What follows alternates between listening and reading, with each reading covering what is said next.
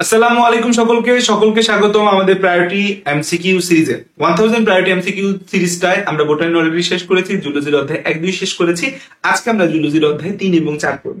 আমি যেটা বলছিলাম, আমরা প্রথমে বুধবার পর্যন্ত ক্লাস দেওয়া শিডিউল করেছিলাম, পরে চিন্তা করলাম যে এত দেরি পর্যন্ত না দিয়ে সোমবারের মধ্যে তোমাদের ক্লাস শেষ করে ফেলবো। তো আজকে 2টা ক্লাস আপলোড হবে, কালকে 2টা ক্লাস আপলোড হবে। এবং এই প্রজেক্টটাই কিন্তু যেমন মেডিকেল অ্যাডমিশনের জন্য ইম্পর্টেন্ট, ঠিক ইউনিভার্সিটি অ্যাডমিশন শিক্ষার্থীদের জন্য অনেক বেশি ইম্পর্টেন্ট। চলো ক্লাস শুরু করি আমরা আর কথা না বাড়িয়ে।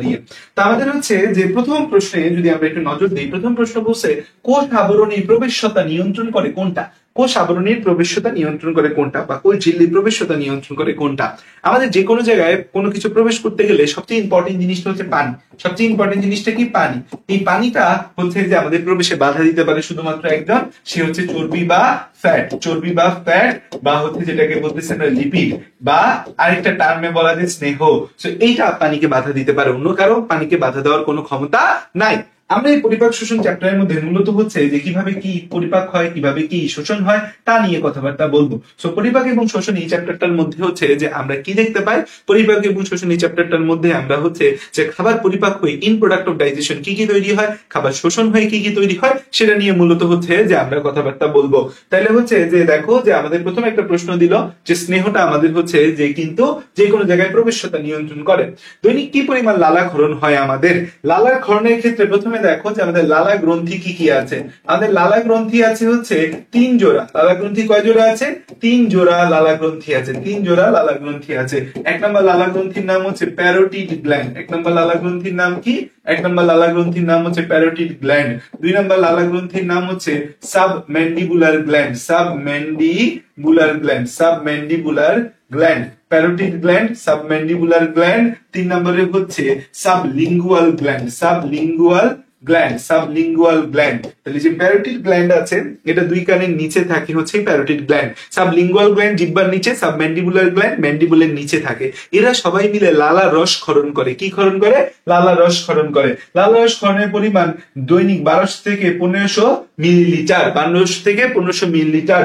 এই 1200 থেকে 1500 মিলিলিটার যদি লালারস কম ক্ষরণ হয় তাহলে একটা রোগ হয়, সেই রোগটাকে বলি হচ্ছে আমরা জেরোস্টোমিয়া। মুখ শুকায় যায়। লালারস কম ক্ষরণ হইলে মুখ শুকিয়ে যায়। মুখ শুকিয়ে যায়। মুখ শুকিয়ে যাওয়া রোগটাকে বলি হচ্ছে আমরা জেরোস্টোমিয়া। মুখ শুকিয়ে যাওয়া রোগটাকে কি বলি আমরা? জেরোস্টোমিয়া। মুখ শুকিয়ে যাওয়া রোগটাকে কি বলি আমরা? জেরোস্টোমিয়া বলি আমরা। আর হচ্ছে একই সাথে হচ্ছে যে স্বাদ কম পাই আমরা। স্বাদ কম পায়। মুখ যদি শুকায় যায়, লালারস কম ক্ষরণ হইলে স্বাদ কম পায়, কারণ লালারস গুলো আমাদের স্বাদ কুড়ি গুলাকে ভিজায় রাখে। স্বাদ কুড়ি গুলাকে ভিজায় রেখে স্বাদ নিতে সাহায্য করে। সো স্বাদ কম পাই আমরা। স্বাদ কম পাওয়াটাকে আমরা বলি হচ্ছে ডিসজিউসিয়া। ডিসজিউসিয়া কি বলি আমরা? ডিসজিউসিয়া বলি। কি বলি এটাকে আমরা? আমরা এটাকে ডিসজিউসিয়া বলি। তাহলে মুখ শুকিয়ে যায় এটাকে বলি হচ্ছে আমরা জেরোস্টোমিয়া। মুখ শুকায় যায় এটাকে বলি হচ্ছে আমরা জেরোস্টোমিয়া। স্বাদ কম পাই এটাকে বলি ডিসজিউসিয়া। মুখ শুকিয়ে যায় এটাকে বলি জেরোস্টোমিয়া। স্বাদ কম পাই এটাকে বলি হচ্ছে ডিসজিউসিয়া বলি আমরা। তাহলে দেখো যে প্যারোটিড গ্রন্থিটা থেকে হচ্ছে যে আমাদের একটা প্যারোটিড ডাক্ট রিলিজ হয়, বা এটাকে বলা হয় স্টেনসেন ডাক্ট। স্টেনসেন ডাক্ট, প্যারোটিড ডাক্ট বা স্টেনসেন ডাক্ট। প্যারোটিড ডাক্ট বা স্টেনসেন ডাক্ট। এটা উন্মুক্ত হয় কোথায়? এটা উন্মুক্ত হয় দ্বিতীয় ঊর্ধ্বমোলার দাঁতের বিপরীতে। দ্বিতীয় ঊর্ধ্বমোলার দাঁতের বিপরীতে। দ্বিতীয় ঊর্ধ্বমোলার দাঁতের বিপরীতে। দ্বিতীয় ঊর্ধ্বমোলার দাঁতের বিপরীতে। দ্বিতীয় ঊর্ধ্বমোলার দাঁতের বিপরীতে হচ্ছে যে আমাদের এই স্টেনসেন ডাক্ট বা প্যারোটিড ডাক্টটা উন্মুক্ত হয়। আর হচ্ছে এই সাবম্যান্ডিবুলার এবং সাবলিঙ্গুয়াল গ্ল্যান্ডের ডাক্টগুলা উন্মুক্ত হয় জিহ্বার ফ্রেনুলামের দুই পাশে। জিহ্বার ফ্রেনুলামের দুই পাশে। জিহ্বার ফ্রেনুলামের দুই পাশে। জিহ্বার ফ্রেনুলামের দুই পাশে। জিহ্বার ফ্রেনুলামের দুই পাশে। জিহ্বার ফ্রেনুলামের কয় পাশে? জিহ্বার ফ্রেনুলামের দুই পাশে হচ্ছে যে আমাদের এই সাবম্যান্ডিবুলার গ্ল্যান্ড এবং সাবলিঙ্গুয়াল গ্ল্যান্ড গুলা উন্মুক্ত হয়। এখন হচ্ছে যে দেখো আমাদের স্যালাইভারি অ্যামাইলেজ কাকে বলে। আমাদের লালা রসে দুইটা এনজাইম আমরা পাই, লালা রসে আমরা দুইটা এনজাইম পাই, একটাকে বলি ট আর একটাকে বলি ম। ট দিয়ে আসে হচ্ছে টায়ালিন, ট দিয়ে কি আসে টায়ালিন, বা ইংরেজিতে বলি হচ্ছে আমরা salivary amylase, salivary amylase ptyalin, বা এটাকে বলি স্যালাইভারি অ্যামাইলেজ। আর ম দিয়ে কি বলি, ম দিয়ে বলি হচ্ছে মলটেজ, ম দিয়ে কি আসে মলটেজ, মলটেজ।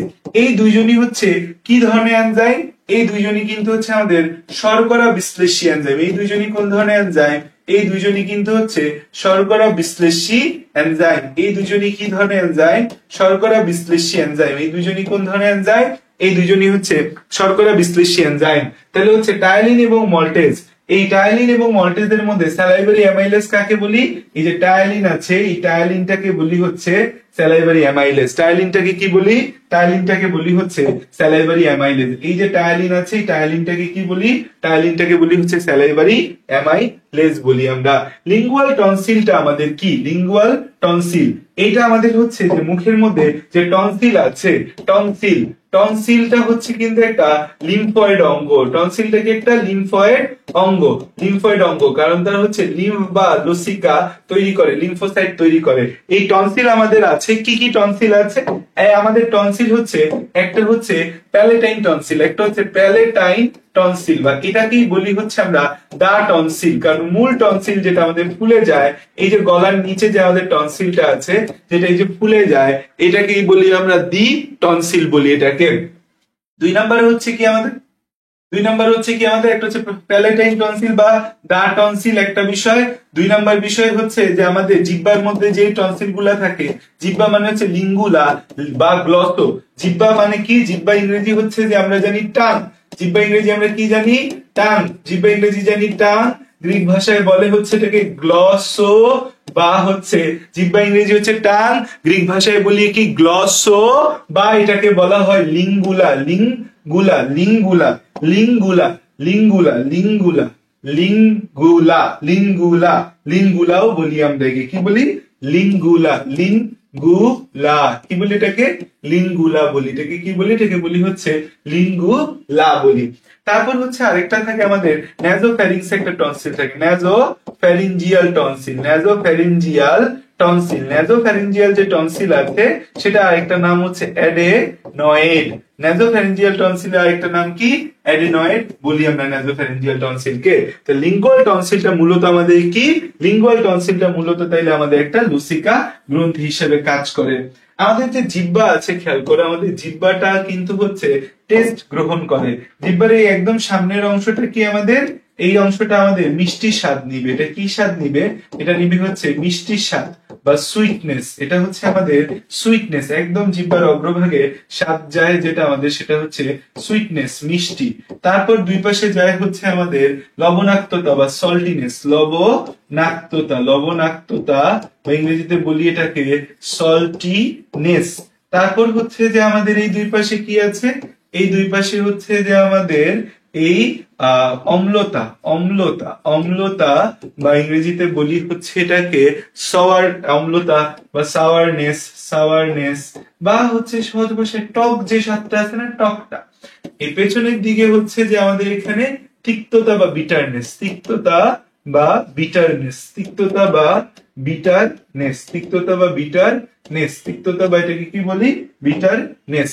মাঝে কি আছে, মাঝ বরাবর যেটা আছে সেটাকে বলি হচ্ছে আমরা উমামি, উমামি, এটা হচ্ছে যে আমাদের কাঁচা মাংসের স্বাদ, এই উমামি বা এটাকে বলা হয় সুস্বাদু স্বাদ, উমামি বা এটাকে কি বলে সুস্বাদু, টেস্ট বাড, এগুলা হচ্ছে আমাদের এখানে আমাদের এই স্বাদগুলা পাই, কারণ এই জায়গায় আছে হচ্ছে টেস্ট বাড বা স্বাদ কোরক, টেস্ট বাড বা এটাকে কি বলি হচ্ছে স্বাদ কোরক, টেস্ট বাড এটাকে কি বলি স্বাদ কোরক।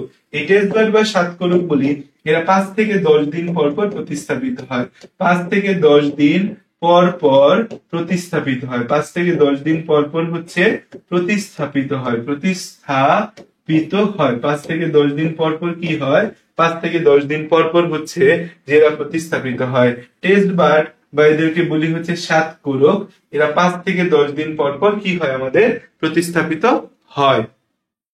এখন আসো যে আমরা কত বছরের মধ্যে দুধদাঁত দুইটা, কত বছরের মধ্যে আমাদের হচ্ছে কত বছরের মধ্যে দুধদাঁত দুটি দুধদাঁত স্থায়ী দাঁতে রূপান্তরিত হয়, কত বছরের মধ্যে দুধদাঁত স্থায়ী দাঁতে রূপান্তরিত হয়। দেখো আমাদের যে দাঁত হচ্ছে দুইবার ওঠে।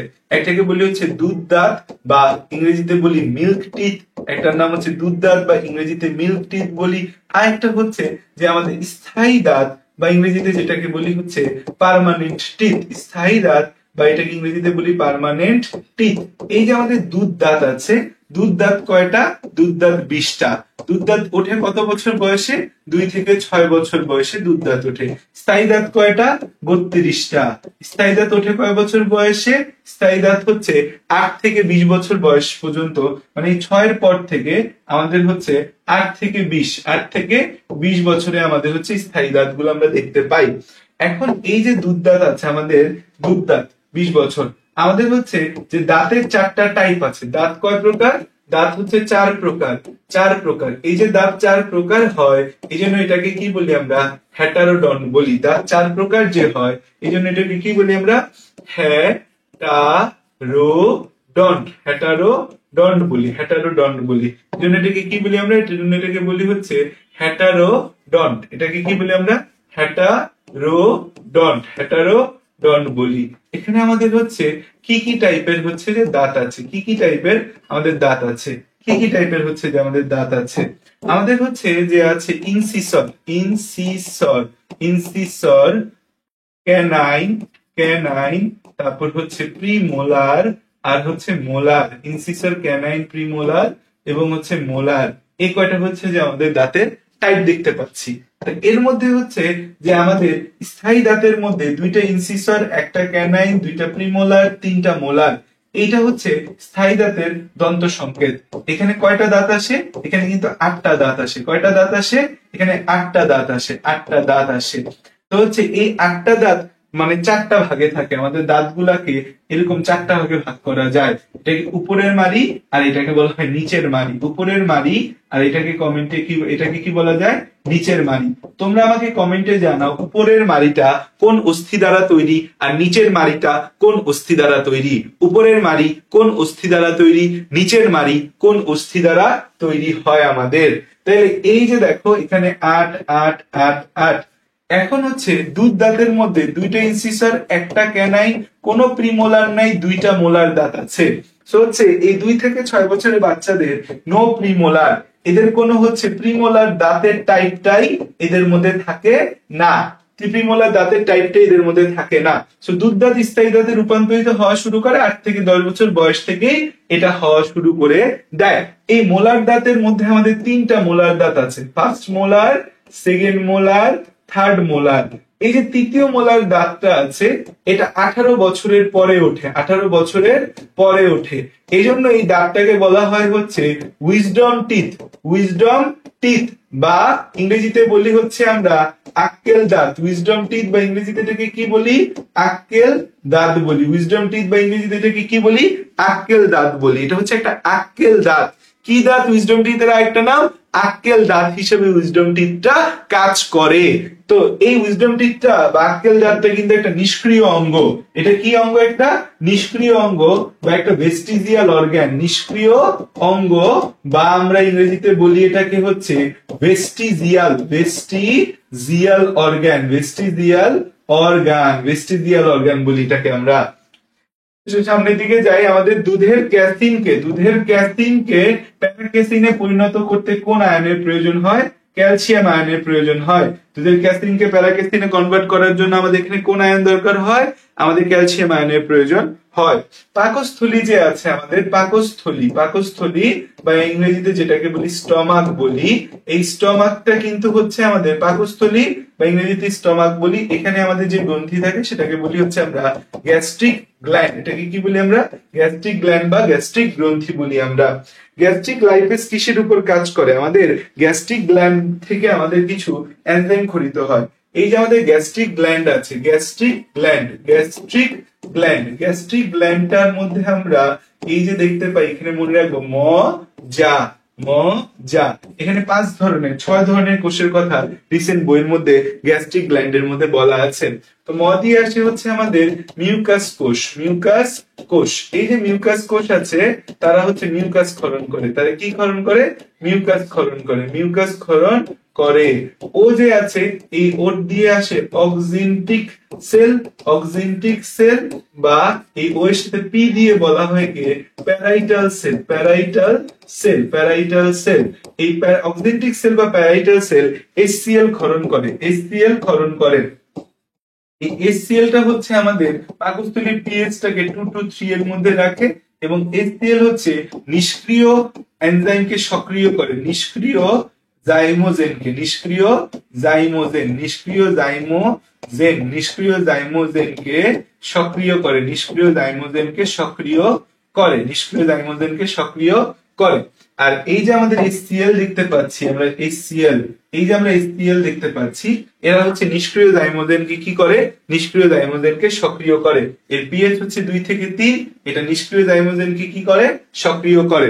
এছাড়া এটা এখান থেকে আমাদের হচ্ছে এই প্যারাইটাল সেল থেকে আমাদের খরিত হয় হচ্ছে intrinsic factor. Intrinsic factor, intrinsic factor. Parietal sell থেকে কি খরিত হয়? Intrinsic factor. আগের বইগুলোতে আর্জেন্টিফাইং সেল থেকে বলা, না প্যারাইটাল সেল থেকে ইন্ট্রিনজিক ফ্যাক্টর খরিত হয়। এই ইন্ট্রিনজিক ফ্যাক্টর হচ্ছে আমাদের ভিটামিন B12 কে শোষণ করে। ভিটামিন B12 কে শোষণ করে। ভিটামিন B12 কে শোষণ করে। ভিটামিন B12 কে শোষণ করে। ভিটামিন B12 কে শোষণ করে। ইন্ট্রিনজিক ফ্যাক্টর কি করে? ভিটামিন B12 কে শোষণ করে। ভিটামিন B12 কে শোষণ করে। জেড দিয়ে আসে হচ্ছে আমাদের জাইমোজেনিক সেল। জাইমোজেনিক সেল, জাইমোজেনিক সেল বা এটাকে বলা হয় হচ্ছে চিপ সেল। Chip sell. এখান থেকে আমাদের সব এনজাইম খরিত হয়, যেমন হচ্ছে আমাদের পেপসিনোজেন, যেমন হচ্ছে আমাদের পেপসিনোজেন, তারপর হচ্ছে প্রোরেনিন, প্রোরেনিন, তারপর আসে হচ্ছে আমাদের বর্তমানে আরেকটা অ্যাড করছে জেলাটিনেজ, জেলাটিনেজ। তারপর আরেকটা আসে অ্যাড হয় হচ্ছে যে আমাদের লাস্টে একটা অ্যাড হয় gastric lipase, gastric lipase, gastric lipase, gastric lipase.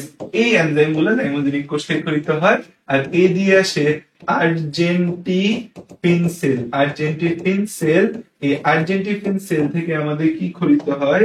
আর্জেন্টিফিন sell থেকে হচ্ছে সেরোটোনিন খরিত হয়। সেরোটোনিন, সেরোটোনিন ক্ষরণ করে, যা হচ্ছে পেরিস্টালসিস বাড়ায়। পেরিস্টালসিস বাড়ায়, পেরিস্টালসিস বাড়ায়। পেরিস্টালসিস যে খাবারটা উপরে থেকে নিচের দিকে যাওয়ার জন্য যে সংকোচন প্রসারণ, তাকে পেরিস্টালসিস বলি। নতুন বইয়ে আরো দুইটা টার্ম অ্যাড করছে, একটা জি সেল। জি সেল থেকে গ্যাস্ট্রিন নামক হরমোন খরিত হয়, যা গ্যাস্ট্রিক গ্রন্থির ক্ষরণটাকে উদ্ভূত করে। আরেকটা নাম বলা আছে বইয়ের মধ্যে neuro endocrine cell. Neuro endocrine সেলের কথা বলা আছে বা ক্রোমাফিন সেলের কথা বলা আছে, যারা কিছু হরমোন ক্ষরণ করে। আচ্ছা, তাহলে গ্যাস্ট্রিক লাইপেজটা আমাদের হচ্ছে যে এটা কিন্তু একটা ব্যতিক্রম। এটা হচ্ছে আমাদের একটা ব্যতিক্রম। এই গ্যাস্ট্রিক লাইপেজটা একটা ব্যতিক্রম, কারণ হচ্ছে সব লাইপেজ ক্ষারীয় পরিবেশে কাজ করে। সব লাইপেজটা আমাদের হচ্ছে ক্ষারীয় পরিবেশে কাজ করে। যত লাইপেজ আছে সব লাইপেজ হচ্ছে ক্ষারীয় পরিবেশে ক্রিয়া করে। ক্ষারীয় পরিবেশে ক্রিয়া করে। সব লাইপেজ ক্ষারীয় পরিবেশে ক্রিয়া করে। শুধুমাত্র গ্যাস্ট্রিক লাইপেজ হচ্ছে আমাদের এইটা অম্লীয় পরিবেশে ক্রিয়া করতেছে, কারণ পাকস্থলীতে ক্রিয়া করা মানে হচ্ছে যে পরিবেশটা হচ্ছে অম্লীয়। সো গ্যাস্ট্রিক লাইপেজটা কিন্তু তত শক্তিশালী হয় না।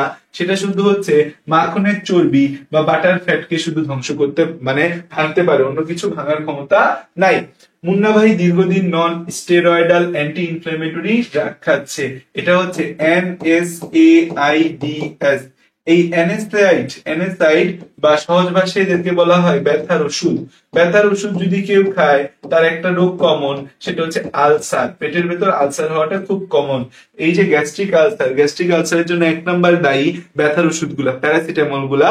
Non steroidal anti inflammatory drug খেলে গ্যাস্ট্রিক আলসার হয়। আলসার মানে হচ্ছে পাকস্থলীতে ক্ষত। গ্যাস্ট্রিক আলসার মানে হচ্ছে কি পাকস্থলীতে ক্ষত। কোন জায়গায় ক্ষত? পাকস্থলীর স্তর বা লেয়ারে ক্ষত। পাকস্থলীর স্তর বা লেয়ারে ক্ষত। পাকস্থলীর স্তর বা লেয়ারে ক্ষত। পাকস্থলীর স্তর বা লেয়ারে ক্ষত যে আছে, সেই ক্ষতকে বলা হয় হচ্ছে যে আমাদের গ্যাস্ট্রিক আলসার। এই ক্ষতকে কি বলি আমরা? গ্যাস্ট্রিক আলসার বলি। এই গ্যাস্ট্রিক আলসারের জন্য হচ্ছে আরো একটা হচ্ছে যে আমাদের জীবাণু দায়ী, তার নাম হচ্ছে Helicobacter pylori, Helicobacter pylori, Helicobacter pylori, Helicobacter pylori. এটা হচ্ছে গ্যাস্ট্রিক আলসারের জন্য দায়ী। কোনটি কোলনের অংশ নয়? আমাদের হচ্ছে ক্ষুদ্রান্তের অংশ কি কি আর বৃহদান্তের অংশ কি কি? ক্ষুদ্রান্তের অংশ হচ্ছে duodenum, jejunum, Ilium. Duodenum, jejunum, Ilium, এরা হচ্ছে ক্ষুদ্রান্তের অংশ। ডিউডেনাম, জেজুনাম, ইলিয়াম, এরা হচ্ছে কি ক্ষুদ্রান্তের অংশ। ডিউডেনাম, জেজুনাম, ইলিয়াম ক্ষুদ্রান্তের অংশ। আর বৃহদান্তের অংশ কি কি? বৃহদান্তের অংশ হচ্ছে সিকাম, কোলন, মলাশয়। সিকাম, কোলন, মলাশয়। সিকাম, কোলন, মলাশয়, মলাশয়। এখন এই যে সিকাম আছে, এই সিকামের সাথে কি যুক্ত আছে? সিকামের সাথে হচ্ছে যুক্ত আছে অ্যাপেন্ডিক্স। সিকামের সাথে যুক্ত আছে কি? অ্যাপেন্ডিক্স। অ্যাপেন্ডিক্স, সিকামের সাথে যুক্ত আছে অ্যাপেন্ডিক্স। কোলন যে আছে, এই ডিউডেনামটা যেমন ইউ আকৃতির, কোলনটাও হচ্ছে আমাদের ইউ আকৃতির। এই কোলনটাও হচ্ছে ইউ আকৃতি। এই কোলনের মধ্যে হচ্ছে আমাদের তিনটা পার্ট আছে, চারটা পার্ট আছে। একটা হচ্ছে অ্যাসেন্ডিং, অ্যাসেন্ডিং বা ঊর্ধ্বমুখী। কোলনটা এরকম হয়। কোলনটা হচ্ছে যে আমাদের এই যে এরকম হয়, কোলনটা আমাদের এরকম হয়। তো হচ্ছে একটা ঊর্ধ্বমুখী, একটা নিম্নমুখী, একটা অনুপ্রস্থ। তাহলে অ্যাসেন্ডিং, ডিসেন্ডিং, ডিসেন্ডিং, একটা হচ্ছে অনুপ্রস্থ বা এটাকে বলা হয় হচ্ছে ট্রান্সভার্স, আরেকটা হচ্ছে সিগময়েড। আরেকটা কি? সিগময়েড। আরেকটা হচ্ছে সিগময়েড, সিগময়েড। তাহলে হচ্ছে বাদ গেল কোনটা? বাদ যাবে হচ্ছে অনুদৈর্ঘ্য। বাদ যাবে কে? বাদ যাবে হচ্ছে অনুদৈর্ঘ্য। বাদ যাবে কে? বাদ যাবে হচ্ছে অনুদৈর্ঘ্য। বইলা কিছু নাই। আমাদের হচ্ছে এই যাদের হঠাৎ ভিটামিন বি 12 এর ঘাটতি দেখা গেল, তার পরিপাক অংশে কোন অংশে ব্যাঘাত ঘটতেছে? ভিটামিন বি 12 এর ব্যাঘাত কমে গেছে, তার পরিপাক নালীর কোন অংশে ব্যাঘাত ঘটতেছে? পাকস্থলী ঠিক মতো কাজ করতেছে না। কারণ পাকস্থলীর কাজ সে হচ্ছে যে আমাদের কি করবে? আমাদের হচ্ছে যে এই ইন্টারজেনিক ফ্যাক্টর ক্ষরণ করবে, যেটা ভিটামিন বি 12 শোষণে সাহায্য করে। মনে রাখবা ভিটামিন বি 12 এবং হচ্ছে যে ফলিক অ্যাসিড, ফলিক অ্যাসিড, এই দুইটা হচ্ছে যে আমাদের ইরাইথ্রোপয়েসিসে সাহায্য করে। ইরাইথ্রোপয়েসিস, ইরাইথ্রোপয়েসিস বা আরবিসি তৈরি। ইরাইথ্রোপয়েসিস বা আরবিসি তৈরি। এই ইরাইথ্রোপয়েসিস বা আরবিসি তৈরিতে হচ্ছে যে আমাদের হেল্প করে কে কে? হেল্প করে হচ্ছে যে আমাদের এই ভিটামিন বি 12 এবং হচ্ছে ফলিক অ্যাসিড আরবিসি তৈরিতে সাহায্য করে, তৈরিতে মূল উপাদান হিসেবে কাজ করে। সো আমাদের ভিটামিন বি 12 কম থাকলে আরবিসি তৈরি হবে কম, রক্ত শূন্যতা বা এনিমিয়া দেখা যাবে কিন্তু ভিটামিন বি 12 এর সংকেতে। ভিটামিন বি 12 এর সংকটে কি দেখা যাবে? ভিটামিন বি 12 সংকটে এনিমিয়া দেখা যাবে। ব্রুনার্স গ্রন্থি, ব্রুনার্স গ্রন্থি, আর তারপর হচ্ছে আর্জেন্টাফাইন সেল, ব্রুনার্স গ্রন্থি, তারপর ক্রিপস অফ লিভার কোন, ব্রুনার্স গ্রন্থি, তারপর হচ্ছে ক্রিপস অফ লিভার কোন, ক্রিপস অফ লিভার কোন, লিভার কোন, এগুলো দেখা যায় কোথায়? এগুলো দেখা যায় হচ্ছে ডিউডেনামে। কোথায় থাকে এরা? ডিউডেনামে থাকে। এবং এরা আলটিমেটলি কার অংশ? এরা হচ্ছে আন্তরিক গ্রন্থির অংশ। কার অংশ? আন্তরিক গ্রন্থি। আন্তরিক গ্রন্থির ক্ষরণকে কি বলে বলো তো আমাকে কমেন্টে জানাও। আন্তরিক গ্রন্থির যে ক্ষরণ আছে সেই ক্ষরণকে কি বলা হয়? আন্তরিক গ্রন্থির ক্ষরণকে কি বলা হয় আমাকে কমেন্টে জানাও। আন্তরিক গ্রন্থির ক্ষরণকে বলা হয় হচ্ছে সাক্কাস এন্টেরিকাস। সাক্কাস এন্টেরিকাস আন্তরিক গ্রন্থির ক্ষরণকে বলা হয়। কার অপর নাম হচ্ছে প্যানক্রিওজাইমিন। আমাদের যে এনজাইম গুলো আছে, সরি আমাদের যে হরমোন গুলো আছে, পরিপাকে যে হরমোন গুলা কাজ করে, তার মধ্যে কোলেসিস্টোকাইনিন এর কাজ হচ্ছে প্যানক্রিওজাইমিন। কারণ হচ্ছে যে ও প্যানক্রিয়াসের উপর প্রচুর কাজ করে। অগ্নাশয় যে আছে, এই অগ্নাশয় এর বৃদ্ধি বিকাশ, অগ্নাশয় যে আছে, অগ্নাশয়ের হচ্ছে আমাদের বৃদ্ধি, অগ্নাশয়ের হচ্ছে বৃদ্ধিতে সাহায্য করে, অগ্নাশয়ের হচ্ছে বিকাশে সাহায্য করে, অগ্নাশয়ের হচ্ছে যে রস ক্ষরণে সাহায্য করে, রস ক্ষরণে সাহায্য করে।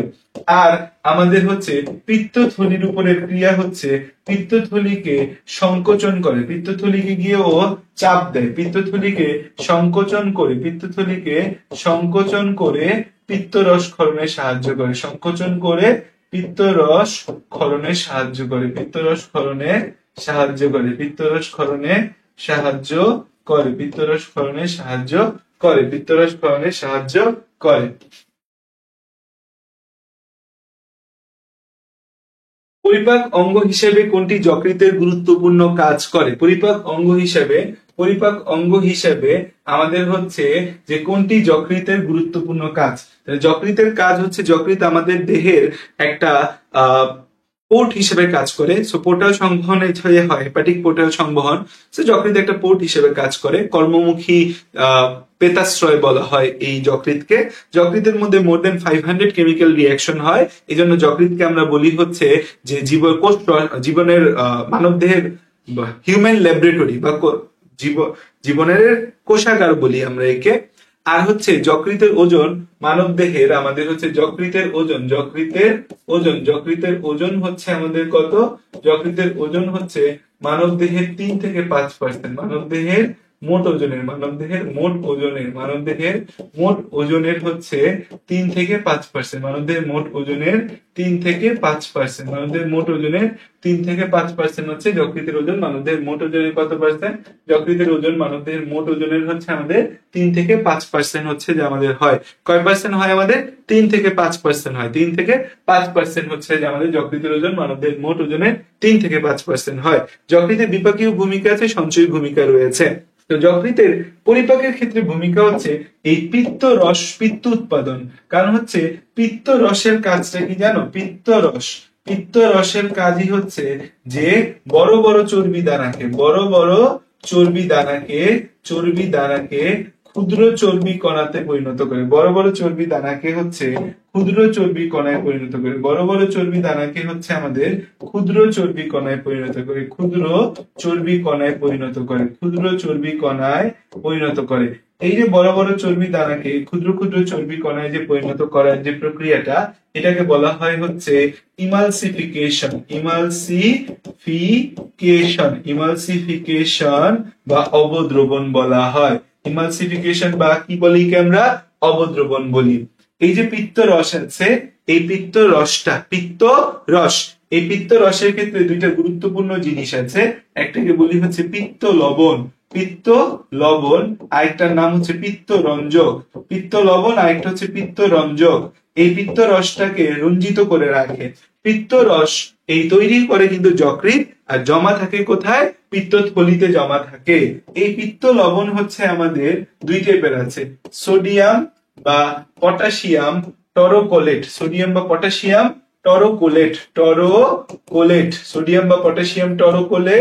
আরেকটা হচ্ছে সোডিয়াম বা পটাশিয়াম গ্লাইকোলেট। আর সোডিয়াম বা পটাশিয়াম গ্লাইকোলেট। এখন হচ্ছে যে আমাকে পিত্ত রঞ্জক দুইটার নাম তোমরা একটু কমেন্টে জানাও যে পিত্ত রঞ্জকের নাম কি কি। পিত্ত রঞ্জকের নাম হচ্ছে যে আমাদের এই বিলিরুবিন এবং বিলিভার্ডিন আর হচ্ছে বিলিভার্ডিন আর একটা কি? বিলিরুবিন। এই যে পিত্তরস হরমোন সংশ্লেষ করে এই কথাটা বলা আছে। বলতো পিত্তরস কোন হরমোন সংশ্লেষ করে? পিত্তরস হরমোন সংশ্লেষ করে অ্যানজিওটেনসিনোজেন।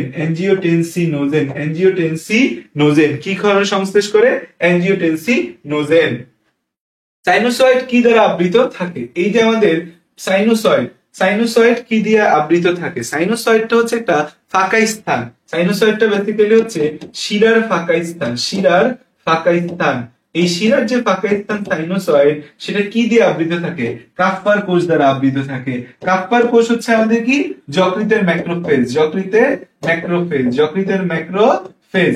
এরা জীবাণু ধ্বংস করে। তো সাইনোসয়েড যে ফাঁকা স্থান, শিরার মধ্যে যে ফাঁকা স্থান থাকে, যেই ফাঁকা স্থান দিয়ে হচ্ছে বিভিন্ন খাবার দাবার শিরাতে পড়ে, সেই জায়গায় চারপাশে কাফপার সেল থাকে, যেন কোনোভাবেই জীবাণু হচ্ছে যে যকৃতে প্রবেশ করতে না পারে।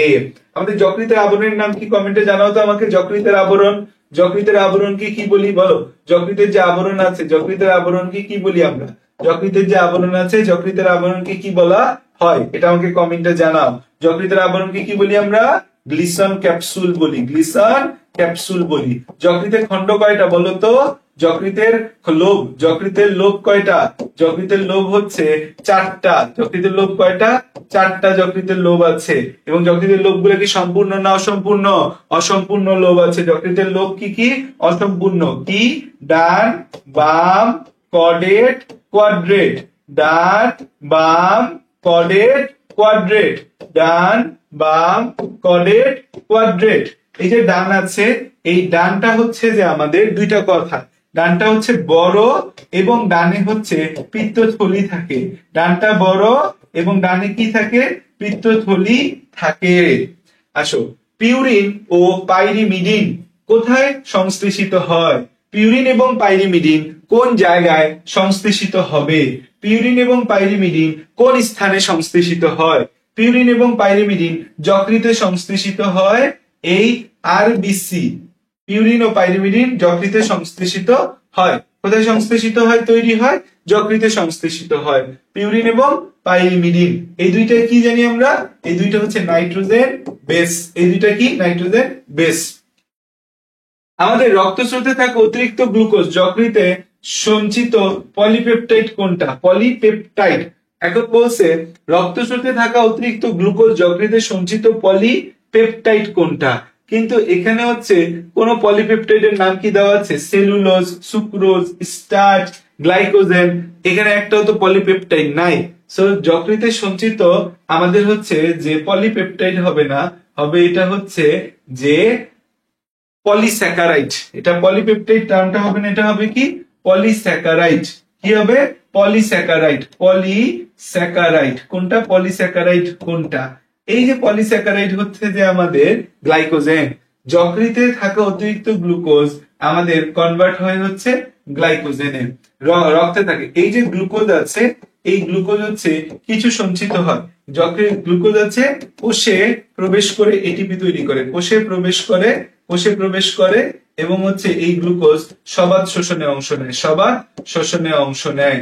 কিছু গ্লুকোজ হচ্ছে গ্লাইকোজেন রূপে জমা থাকে, গ্লাইকোজেন রূপে জমা থাকে, গ্লাইকোজেন রূপে জমা থাকে। এই যে গ্লাইকোজেন রূপে জমা থাকা, এটাকে বলি হচ্ছে আমরা গ্লাইকোজেনেসিস। এটাকে কি বলি?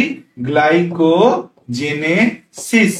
আর কিছু হচ্ছে যে আমাদের এই লিপিড, এই লিপিড স্ল্যাশ হচ্ছে ট্রাইগ্লিসারাইড রূপে জমা থাকে, ট্রাইগ্লিসারাইড রূপে জমা থাকে, ট্রাইগ্লিসারাইড রূপে জমা থাকে।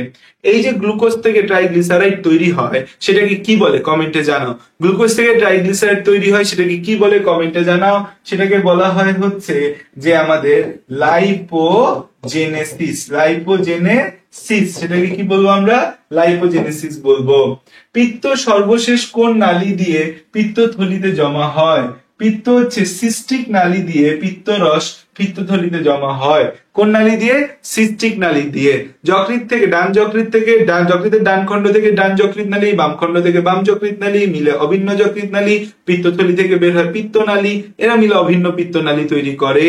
এই অভিন্ন পিত্ত নালী, অভিন্ন পিত্ত নালী, অভিন্ন পিত্ত নালী, অভিন্ন পিত্ত নালী এবং অগ্নাশয় থেকে আসে যে প্রধান অগ্নাশয় নালী, প্রধান অগ্নাশয় নালী, প্রধান অগ্নাশয় নালী, প্রধান অগ্নাশয় নালী, প্রধান অগ্নাশয় নালী, প্রধান অগ্নাশয় নালী, প্রধান অগ্নাশয় নালী, প্রধান অগ্নাশয় নালী। তাহলে এই যে আমাদের দুইটা নালী দেখতে পাচ্ছ, অভিন্ন পিত্ত নালী, প্রধান অগ্নাশয় নালী, এই দুইটা মিলিত হয়ে কি তৈরি করবে?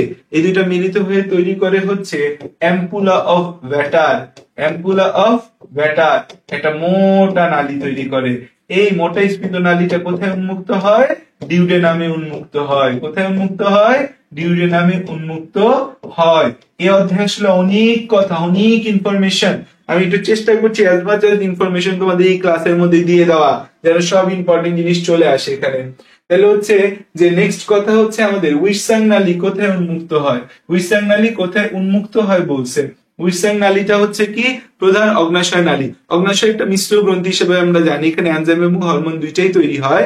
কিন্তু এই যে আমরা দেখলাম যে হচ্ছে এই যে প্রধান অগ্নাশয় নালী বা এটার আরেকটা নাম হচ্ছে উইটসাং নালী। উইটসাং নালী পরীক্ষায় মাঝে মাঝে আসে। উইটসাং নালী কোথায় থাকে? উইটসাং নালী অগ্নাশয়ে থাকে। অগ্নাশয় বা প্যানক্রিয়াস। এটা উন্মুক্ত হয় কোথায়? উন্মুক্ত হয় অ্যাম্পুলা অফ ভ্যাটারে। প্রধান অগ্নাশয় নালী এবং হচ্ছে আমাদের অভিন্ন পিত্ত নালী, কমন বাইল ডাক্ট, এরা একসাথে মিলে কোথায় উন্মুক্ত হয়?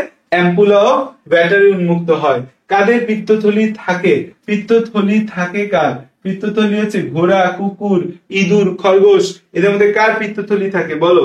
19 নম্বর প্রশ্নের উত্তর তুমি দিবা, যে বলো যে পিত্তথলি থাকে কার?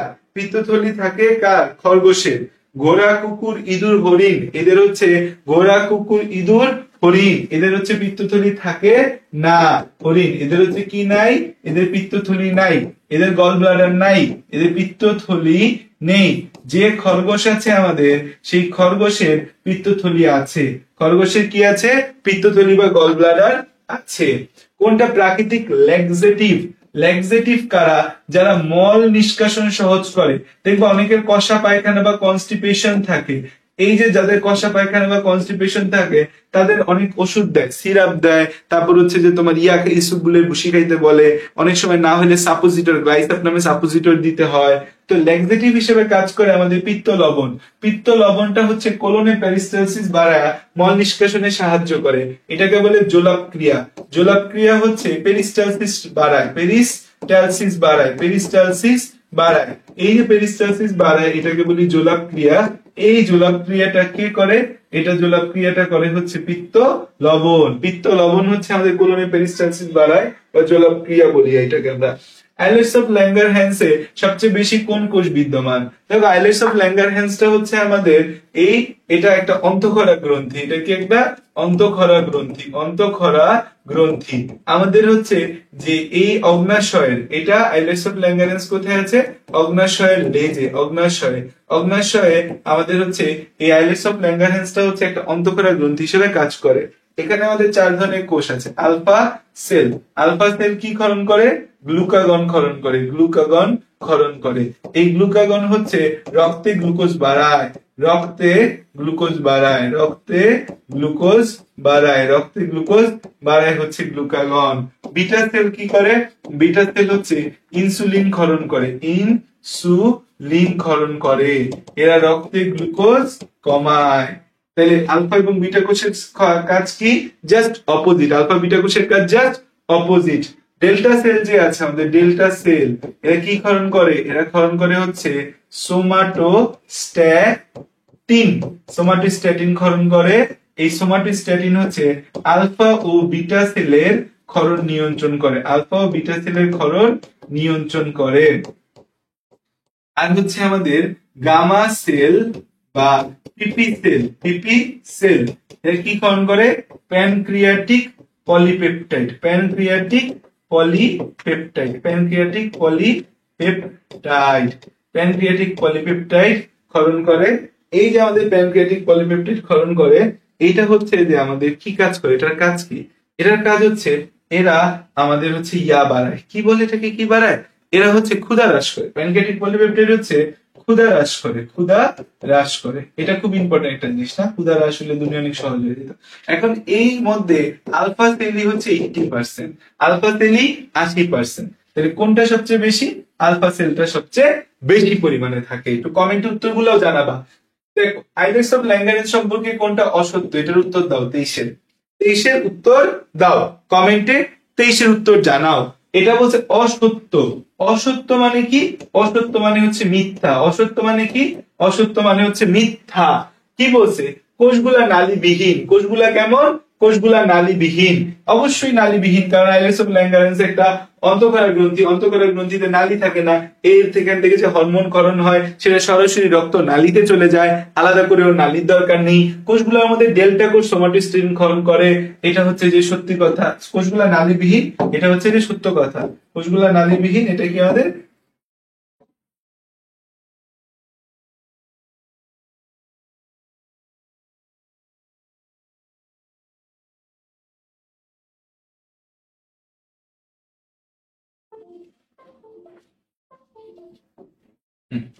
তো এই কোষগুলা নালীবিহীন, এটা একটা সত্যি কথা।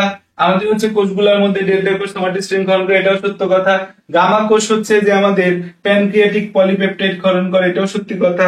বিটা কোষ গ্লুকাগন ক্ষরণ করে, এটা মিথ্যা কথা, কারণ আলফা সেল গ্লুকাগন ক্ষরণ করে, বিটা সেল ক্ষরণ করে ইনসুলিন। গ্লুকাগনের কাজ কি বলো? গ্লুকাগনের কাজ কি? 24। এই 24-এর উত্তর আমি দিব না, তুমি বলবো গ্লুকাগন এর কাজ কি। 24-এর উত্তর আমি দিলাম না, জবাব দাও। জবাব চায় বাংলা। দেখো নিচের কোনটি অগ্নাশয় নিঃসৃত এনজাইম নয়? অগ্নাশয় অনেক এনজাইম নিঃসরণ করে, অনেক মানে অনেক এনজাইম নিঃসরণ করে।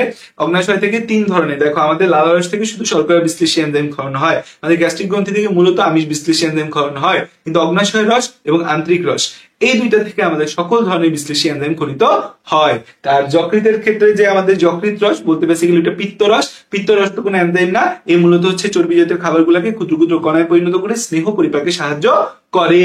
আমাদের হচ্ছে যে নিচের কোনটি অগ্নাশয় নিঃসৃত এনজাইম নয় বলছে, trypsin enzyme, lipase enzyme, renin, এটা পাকস্থলীর এনজাইম। রেনিনটা কিসের এনজাইম? পাকস্থলীর এনজাইম।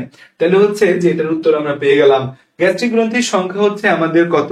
গ্যাস্ট্রিক গ্রন্থির সংখ্যা কত? এই সংখ্যা ভিত্তিক প্রশ্ন এক দুইটা মাঝে মাঝে ইন কেস দিতে পারে, এই জন্য রাখছি। এটা কত? 40 মিলিয়ন আমাদের হতে পারে। গ্যাস্ট্রিক গ্রন্থির সংখ্যা কত? 40 মিলিয়ন আমাদের এভারেজ হতে পারে। কোনটা রেনিন ক্ষরণ করে? আমাদের রেনিন ক্ষরণ করবে কে? এই জাইমোজেনিক। আচ্ছা, এটার উত্তর তুমি দিবা। জবাব দাও। অলরেডি পরে আসছে গুলা কোন জায়গা থেকে কি ক্ষরণ হয়। রেনিনটা বেসিক্যালি প্রো রেনিন হিসেবে ক্ষরিত হয়, যেটা নিষ্ক্রিয় এবং এটা দুধের ক্যাসিনোজেনকে ভেঙে ক্যাসিনে কনভার্ট করে। তো হচ্ছে যে এটার উত্তর তুমি দিবা। পাকস্থলীর প্রাচীর থেকে কোন কোষ HCl নিঃসৃত করে? প্যারাইটাল সেল বা হচ্ছে যেটাকে বলি আমরা হচ্ছে প্যারাইটাল সেল আমাদের, বা অক্সিনটিক সেল, এখান থেকে কিন্তু আমাদের HCl নিঃসরণ হয়। কোন রোগের কারণে লোহিত রক্তকণিকা আমাদের কমে যেতে পারে? রক্তে লোহিত রক্তকণিকা কমে যেতে পারে হচ্ছে tonsillitis, appendicitis, diarrhoea, gastric ulcer. পাকস্থলীতে আলসার হলে পাকস্থলীর গ্রন্থিগুলো ঠিকঠাক মতো কাজ করবে না। ভিটামিন B12 যে ক্ষরণে ভিটামিন B12 শোষণে সাহায্য করে মূল যে এনজাইম আমাদের ইন্ট্রিনসিক ফ্যাক্টর, সেটা শোষণ ঠিকঠাক মতো হবে না। তো আমাদের হচ্ছে যে লোহিত রক্তকণিকার কণিকা কমে যেতে পারে।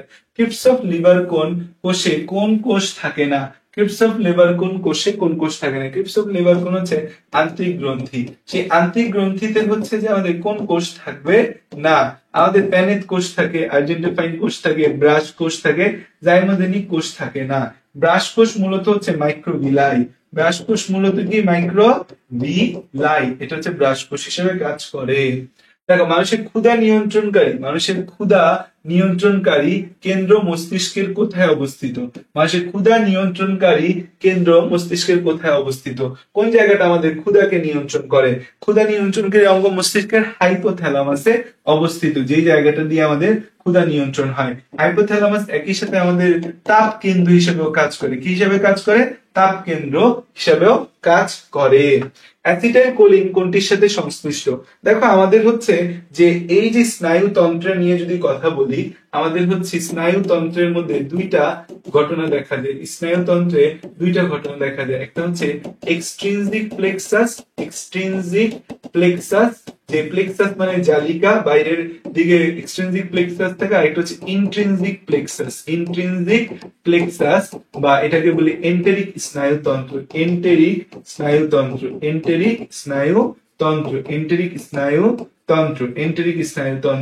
ইন্ট্রিনজিক প্লেক্সাস, বা এটাকে বলি হচ্ছে আমরা এই এন্টেরিক স্নায়ুতন্ত্র। ইন্ট্রিনজিক প্লেক্সাস, বা এটাকে কি বলি আমরা? এন্টেরিক স্নায়ুতন্ত্র। এই যে এন্টেরিক স্নায়ুতন্ত্র, এটাকে কিন্তু হচ্ছে সেকেন্ড ব্রেইনও বলা যায়। এটাকে কিন্তু সেকেন্ড ব্রেইন বলে বা দ্বিতীয় মস্তিষ্ক বলে। এখন এই জায়গায় দুইটা জিনিস আমরা দেখতে পাই, দুইটা প্লেক্সাস আছে আরো আমাদের। একটাকে বলি আমরা হচ্ছে সাবমিউকোসাল প্লেক্সাস, যেটা হচ্ছে সাবমিউকোসাল স্তরে থাকে, বা এটাকে বলে মিজনার্স প্লেক্সাস। আরেকটা হচ্ছে আমাদের এই মায়ান্টেরিক প্লেক্সাস। দুইটা প্লেক্সাস হচ্ছে আমাদের এই জায়গায় আছে। সাবমিউকোসাল প্লেক্সাস বা মিজনার্স প্লেক্সাস, এরা হচ্ছে যে সাবমিউকোসাল লেয়ারে থাকে, সাবমিউকোসাল স্তরে থাকে। বিভিন্ন গ্রন্থির ক্ষরণ, এরা হচ্ছে বিভিন্ন গ্রন্থির ক্ষরণ ও স্থানীয় রক্ত প্রবাহ নিয়ন্ত্রণ করে। বিভিন্ন গ্রন্থির ক্ষরণ এবং স্থানীয় রক্ত প্রবাহ নিয়ন্ত্রণ করে। আর মায়োট্রিক প্লেক্সাস হচ্ছে আমাদের পেরিস্টালসিস নিয়ন্ত্রণ করে। এই জায়গার সাথে হচ্ছে ইন্ট্রিনসিক প্লেক্সাসের সাথে হচ্ছে যে আমাদের, আর এক্সট্রিনসিক প্লেক্সাসের মধ্যে আমাদের আসে লালাক্ষরণ, গ্যাস্ট্রিক জুস ক্ষরণ, আলাদাভাবে লালাক্ষরণ, গ্যাস্ট্রিক জুস ক্ষরণ, এগুলো হচ্ছে আমাদের এক্সট্রিনসিক প্লেক্সাসের মধ্যে আসে। তো এই ইন্ট্রিনসিক প্লেক্সাসের সাথে কিন্তু আমাদের কি জড়িত? ইন্ট্রিনসিক প্লেক্সাসের সাথে কিন্তু আমাদের হচ্ছে এই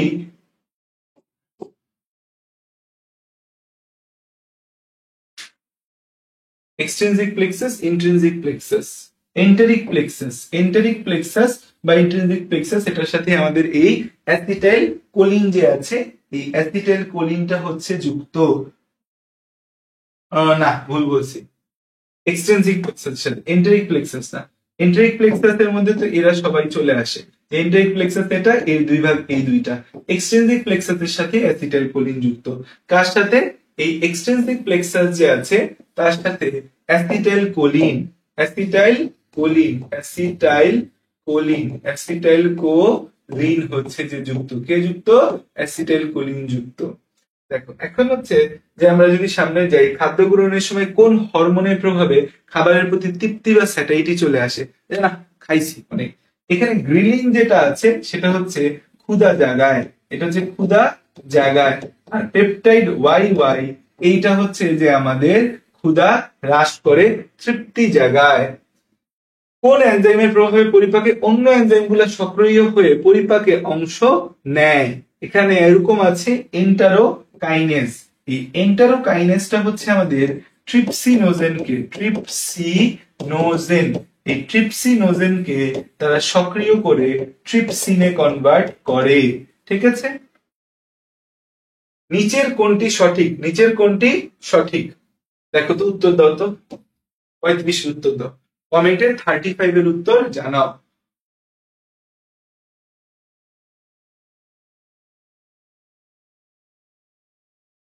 থার্টি ফাইভ এর মধ্যে কি বলছে দেখো, 35 এর মধ্যে আমাদের বলছে নিচের কোনটি সঠিক, নিচের কোনটি সঠিক, নিচের কোনটি সঠিক।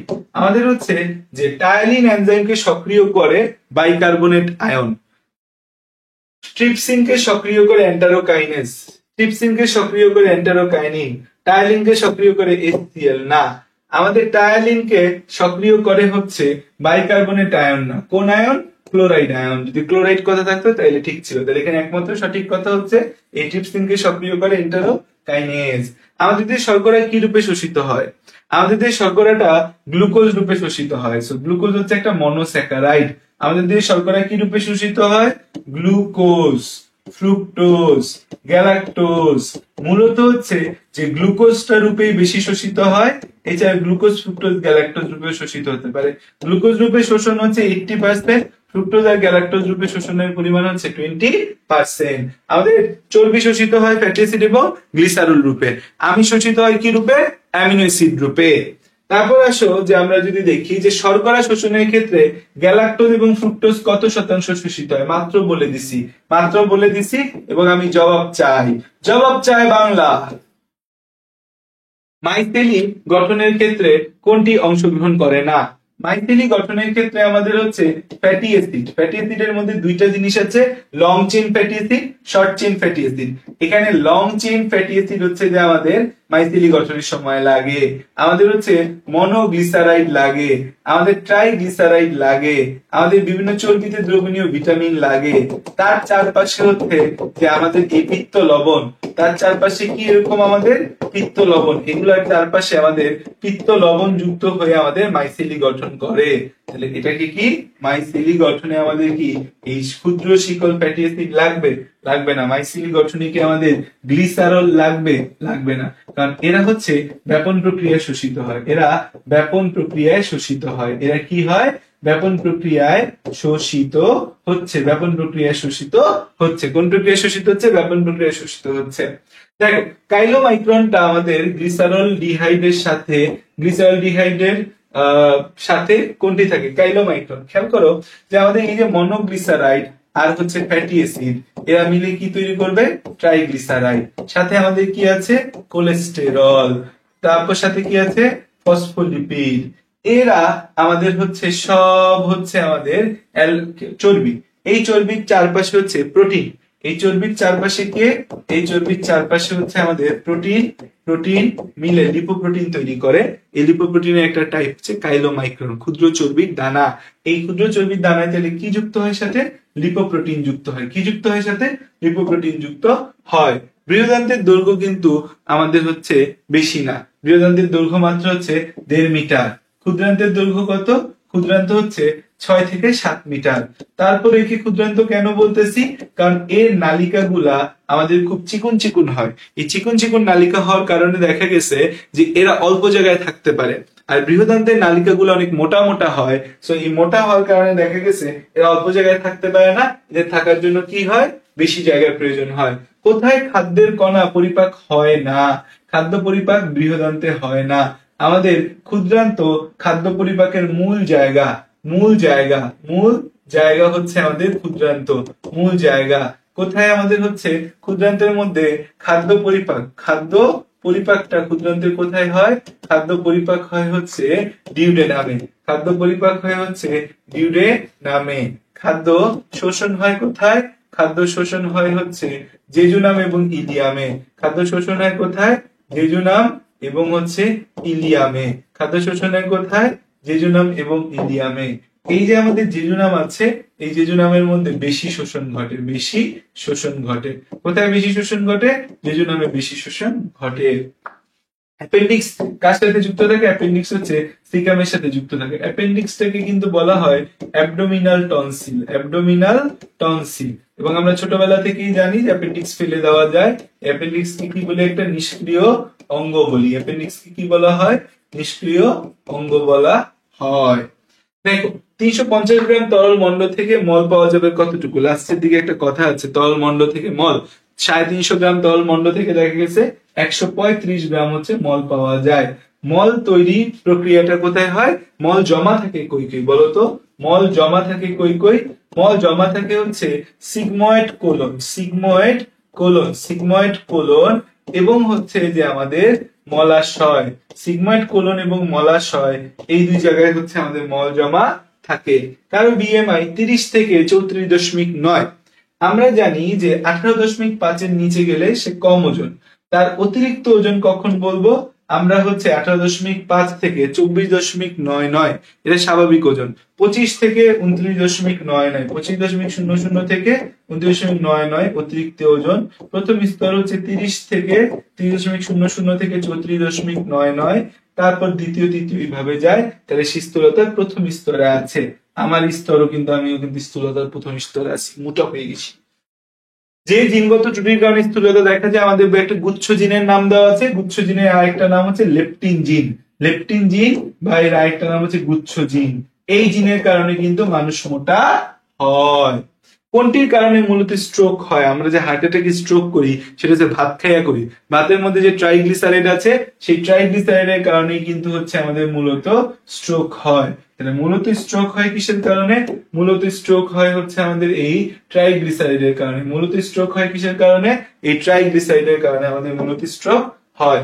রক্তে প্লাজমা প্রোটিনের পরিমাণ আমাদের হচ্ছে কত শতাংশ প্লাজমা প্রোটিনের পরিমাণ।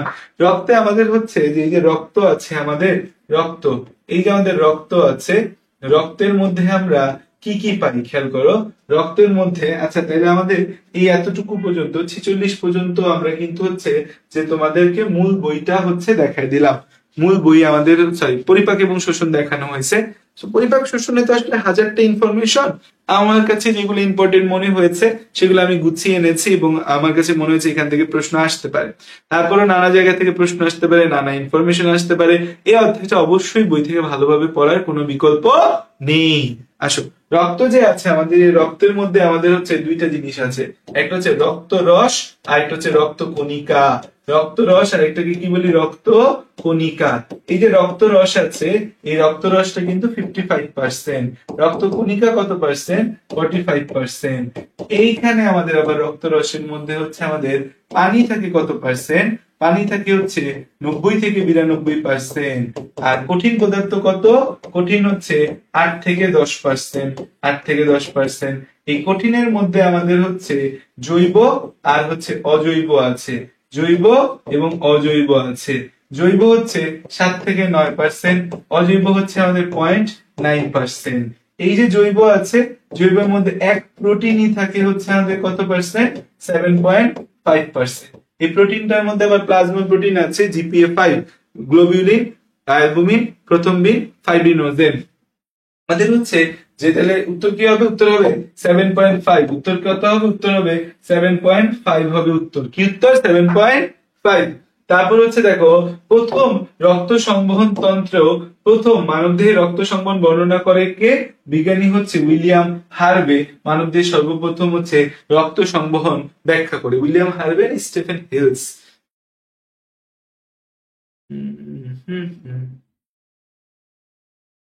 হার্ভে, ঠিক আছে, উইলিয়াম হার্ভে সাহেব হচ্ছে সর্বপ্রথম হচ্ছে ব্যাখ্যা করে, কে ব্যাখ্যা করে, উইলিয়াম হার্ভে। উইলিয়াম হার্ভে সাহেব হচ্ছে সর্বপ্রথম ব্যাখ্যা করে।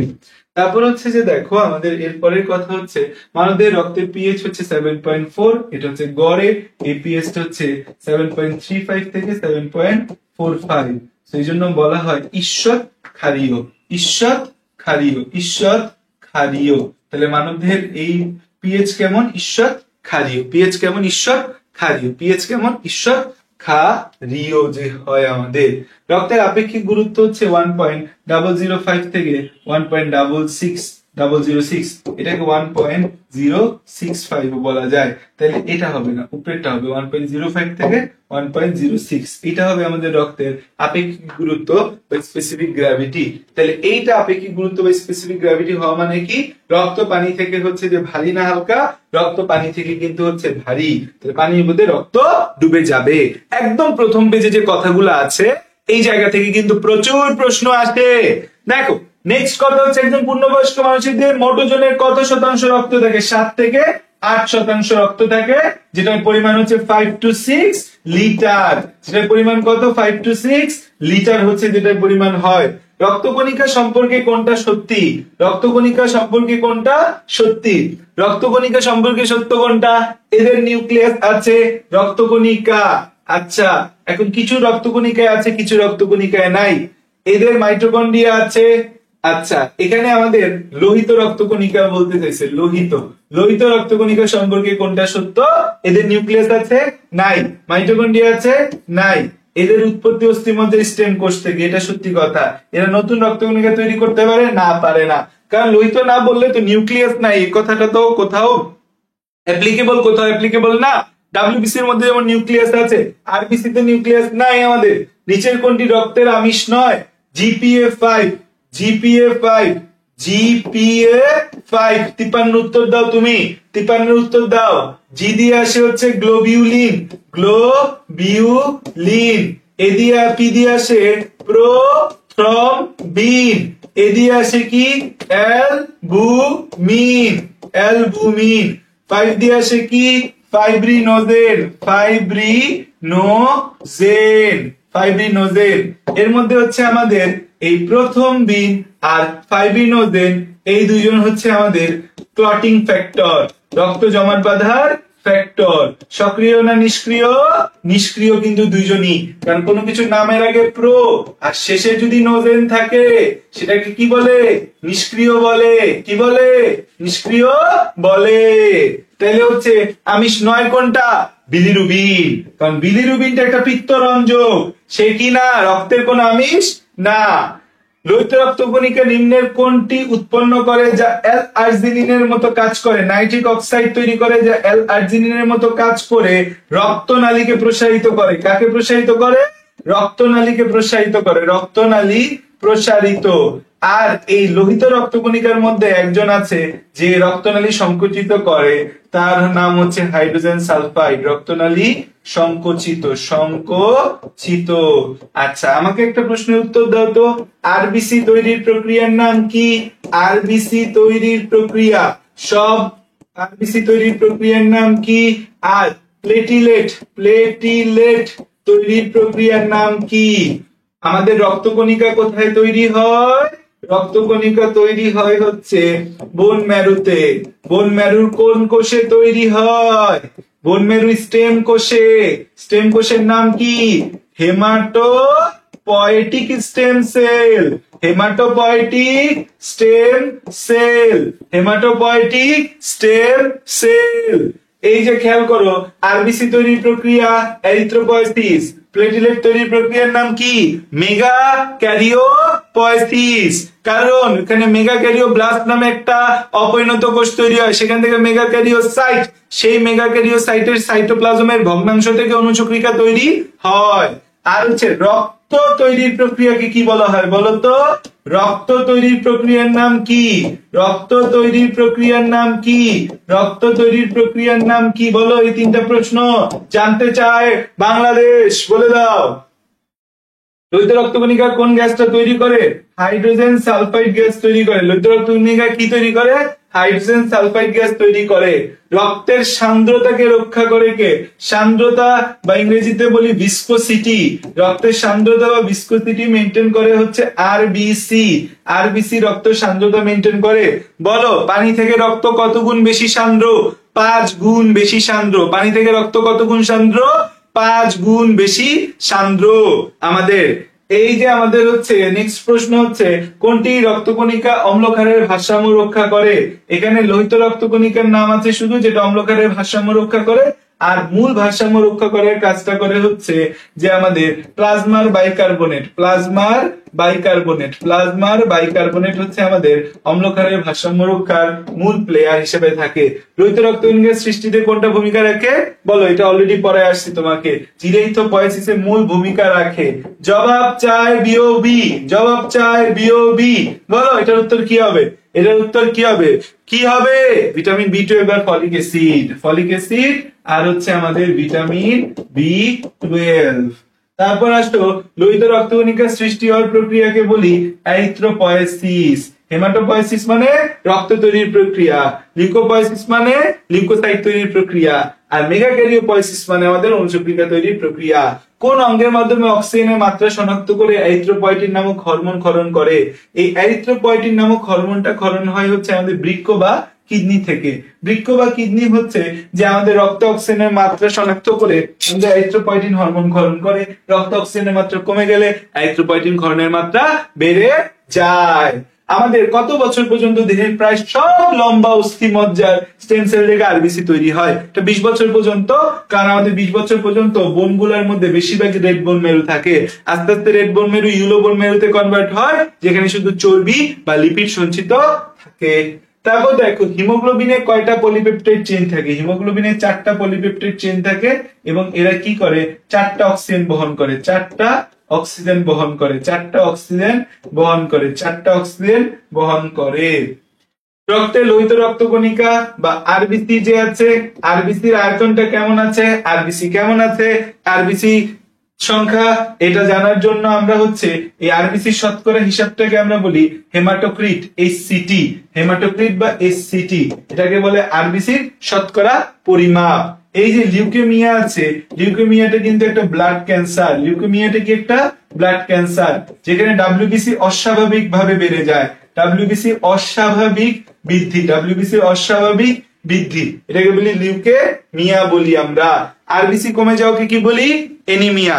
আরবিসি বেড়ে যাওয়া, আরবিসির কথা থেকে বই এবার বলছি হিমোগ্লোবিন। হিমোগ্লোবিনটা যদি আমাদের হচ্ছে বয়সে লিঙ্গভেদে কমে যায়, এনিমিয়া। আর আরবিসিটা যদি হচ্ছে যে আমাদের বেড়ে যায় 65 লাখের বেশি, পলিসাইথেমিয়া। ডাব্লিউবিসি কমে গেলে লিউকোপেনিয়া। ডাব্লিউবিসি বেড়ে গেলে লিউকোসাইটোসিস। ডাব্লিউবিসি সংখ্যা কত? 4 থেকে 11,000। অণুচক্রিকার সংখ্যা আমাদের বডিতে 1.5 লাখ থেকে 4 লাখ। অণুচক্রিকা কমে গেলে কি বলবো আমরা? থ্রোম্বোসাইটোপেনিয়া। বেড়ে গেলে কি বলবো? থ্রোম্বোসাইটোসিস। থ্রোম্বোসাইটোপেনিয়ার জন্য কে দায়ী? ডেঙ্গু রোগ দায়ী থ্রোম্বোসাইটোপেনিয়ার জন্য। পলিসাইথেমিয়া হয় হচ্ছে আমাদের 65 লাখের বেশি, যে প্রতি সিসিতে লোহিত রক্তকণিকার বেশি সংখ্যা 65 লাখের বেশি হলে পলিসাইথেমিয়া হবে। মানুষের লোহিত রক্তকণিকা এবং শ্বেত রক্তকণিকার অনুপাত কত? আরবিসি আর ডাব্লিউবিসি এর অনুপাত হচ্ছে 6:1। কারণ আরবিসি প্রতি কিউবিক সেন্টিমিটারে থাকে 50 লাখ, ডাব্লিউবিসি প্রতি কিউবিক সেন্টিমিটারে থাকে 60 থেকে 11,000। তো এদের হিসাব কি আলটিমেটলি হয়? হয় না। তো এই জন্য বলে 6:1।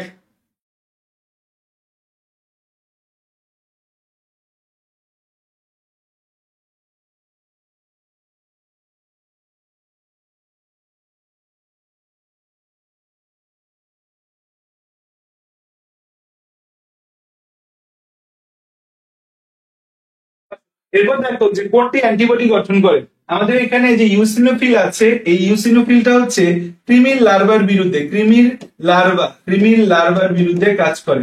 কৃমির লার্ভার বিরুদ্ধে আমাদের কি কাজ করে? ইউসিনোফিল। বেসোফিল হচ্ছে আমাদের হেপারিন এবং হিস্টামিন ক্ষরণ করে, হেপারিন এবং কি হিস্টামিন, এই দুইটা ক্ষরণ করে, হেপারিন এবং হিস্টামিন ক্ষরণ করে। এই যে হেপারিন আছে এবং হিস্টামিন আছে, এটা কি হেপারিন আর একটা হচ্ছে হিস্টামিন। এই হেপারিনটা আমাদের ক্ষরণ করে আর হিস্টামিনটা ক্ষরণ করে। হেপারিনটা হচ্ছে অ্যান্টিকোয়াগুলেন্ট, যে আমাদের রক্তনালীতে রক্ত জমাট বাঁধতে দেয় না, আর হিস্টামিন হচ্ছে রোগ প্রতিরোধ ক্ষমতা বাড়ায়, রোগ প্রতিরোধ ক্ষমতা বাড়ায়, রোগ প্রতিরোধ ক্ষমতা বাড়ায়। এরা কি করে? রোগ প্রতিরোধ ক্ষমতা বাড়ায়। নিউট্রোফিলটা হচ্ছে আমাদের ফ্যাগোসাইটোসিস প্রক্রিয়ায় জীবাণু ধ্বংস করে, এবং নিউট্রোফিলদের মধ্যে আমরা দেখতে পাই ডায়াপেডেসিস, ডায়াপেডেসিস দেখা যায়। ফ্যাগোসাইটোসিস কে করে? ফ্যাগোসাইটোসিস এইটা করে হচ্ছে আমাদের মনোসাইট এবং নিউট্রোফিল, মনোসাইট এবং নিউট্রোফিল। আর এখানে আমাদের অ্যান্টিবডি গঠন করে কে? অ্যান্টিবডি গঠন করে লিম্ফোসাইট। আমাদের এই যে লিম্ফোসাইট আছে, এই লিম্ফোসাইটটাকে কিন্তু হচ্ছে আমরা কয়টা ভাগে ভাগ করতে পারি? লিম্ফোসাইট 3 প্রকার আছে। কি কয় প্রকার আছে? লিম্ফোসাইট 3 প্রকার আছে। কি কি টাইপের লিম্ফোসাইট আছে? একটাকে বলি টি সেল, একটা বা টি লিম্ফোসাইট, বি সেল বা বি লিম্ফোসাইট, এনকে সেল বা ন্যাচারাল কিলার সেল বা সহজাত মারণ কোষ বা হাসিনা সেল একে বলতে পারো। তো খেয়াল করে দেখো, এই টি সেলের মধ্যে দুইটা টাইপ আছে। একটাকে বলি হচ্ছে আমরা হেল্পার টি সেল, যেটা হেল্প করে বিভিন্ন কাজে। একটাকে বলি সাইটোটক্সিক টি সেল, যেটা হচ্ছে বিষাক্ত রস ক্ষরণ করে জীবাণুকে ধ্বংস করে। এই হেল্পার টি সেলের দুইটা টাইপ আছে, helper T cell 1, helper T cell 2। Cytotoxic T cell তো বিষাক্ত রস ক্ষরণ করে জীবাণু ধ্বংস করে। এই এনকে সেল বা ন্যাচারাল কিলার সেল, এরা ধ্বংস করে হচ্ছে কাকে? ভাইরাসকে এবং হচ্ছে ক্যান্সার সেলকে। ভাইরাস এন্ড ক্যান্সার সেল ধ্বংস করে, ভাইরাস এবং হচ্ছে ক্যান্সার কোষ ধ্বংস করে, ভাইরাস এবং ক্যান্সার কোষ ধ্বংস করে, ভাইরাস এবং ক্যান্সার কোষ ধ্বংস করে। কাকে কাকে ধ্বংস করে? ভাইরাস এবং ক্যান্সার কোষকে ধ্বংস করে। এইখানে আমাদের দুইটা এনজাইম খরিত হয়, একটাকে বলি হচ্ছে আমরা গ্রানজাইম আর একটা হচ্ছে পারফোরিন। এই দুইটা এনজাইম দিয়ে তারা এই ভাইরাস এবং ক্যান্সার সেলকে ধ্বংস করে। বি সেল থেকে খরিত হয় প্লাজমা সেল, যে প্লাজমা সেলটা তৈরি করে হচ্ছে আমাদের অ্যান্টিবডি, অ্যান্টিবডি বা ইংরেজিতে বলি একে কি? Immunoglobulin, immunoglobulin. ঠিক আছে, তাহলে লিম্ফোসাইট থেকে কিন্তু আমাদের সব আসতেছে। এই জন্য লিম্ফোসাইটটাকে বলা হয় আণুবীক্ষণিক সৈনিক। আমাদের বডির কি সৈনিক বলি আমরা একে? আণুবীক্ষণিক সৈনিক, আণুবীক্ষণিক সৈনিক। আমাদের এই টি সেল যে ইমিউনিটি দেয়, সেটাকে বলা হয় হচ্ছে cell mediated immunity, cell mediated immunity, কারণ এরা বিভিন্ন সেল তৈরি করে হচ্ছে জীবাণুকে ধ্বংস করে। আর বি সেলটা অ্যান্টিবডি তৈরি করে, যেটা প্লাজমাতে কাজ করে। এই জন্য একে প্লাজমাল বা প্লাজমার আরেকটা নাম হচ্ছে হিউমোরাল ইমিউনিটি বলা হয়, হিউমোরাল ইমিউনিটি বলে, কারণ প্লাজমার আরেকটা নাম হচ্ছে হিউমর। অনেক কথা বলে ফেলছি। ডায়াবেটিস কাদের মধ্যে দেখা যায় বলে আসছি? জবাব চায় বিওবি। বলো, জবাব চায় বিওবি ডায়াবেটিস কার মাধ্যমে দেখা যায়? এটা বলতে না পারলে আর থাকবে না, থাকবে না, কিচ্ছু থাকবে না, ক্লাসটাই থাকবে না। বলে দেন দাদারা, এটার উত্তর কি হবে? ডায়াবেটিস কাদের মধ্যে দেখা যায়? ডায়াবেটিস কাদের মধ্যে দেখা যাবে? উত্তর দিছো? বলি এবার। নিউট্রোফিলে ডায়াবেটিস নামক চলন দেখা যায়। কোন শ্বেত রক্তনীল হেপারিন থাকে? এটাও পরে আসছি। বেসোফিলের থেকে হেপারিন এবং হিস্টামিন খরিত হয়। স্নায়ুতন্ত্রের রোগের ক্ষেত্রে শরীরে কোনটার সংখ্যা বেড়ে যায়? এটা মনে রাখবো, ইউসিনোফিল। আমাদের স্নায়ুতন্ত্রের কোন রোগ হইলে সেখানে ইউসিনোফিল কাউন্ট বেড়ে যায়, ইউসিনোফিল কাউন্ট বেড়ে যায়। তারপর হচ্ছে কোনটি রক্তপাত বন্ধের উদ্দেশ্যে রক্তবাহিকাকে দ্রুত সংকুচিত করে? আমাদের সেরোটোনিন, সেরোটোনিন বা 5 হাইড্রোক্সিট্রিপটামিন। এটা হচ্ছে অনুচক্রিকা থেকে খরিত হয়। এটা কোথা থেকে খরিত হয়? অনুচক্রিকা থেকে খরিত হয়। অনুচক্রিকা ক্ষরণ করে, অনুচক্রিকার ক্ষরণ।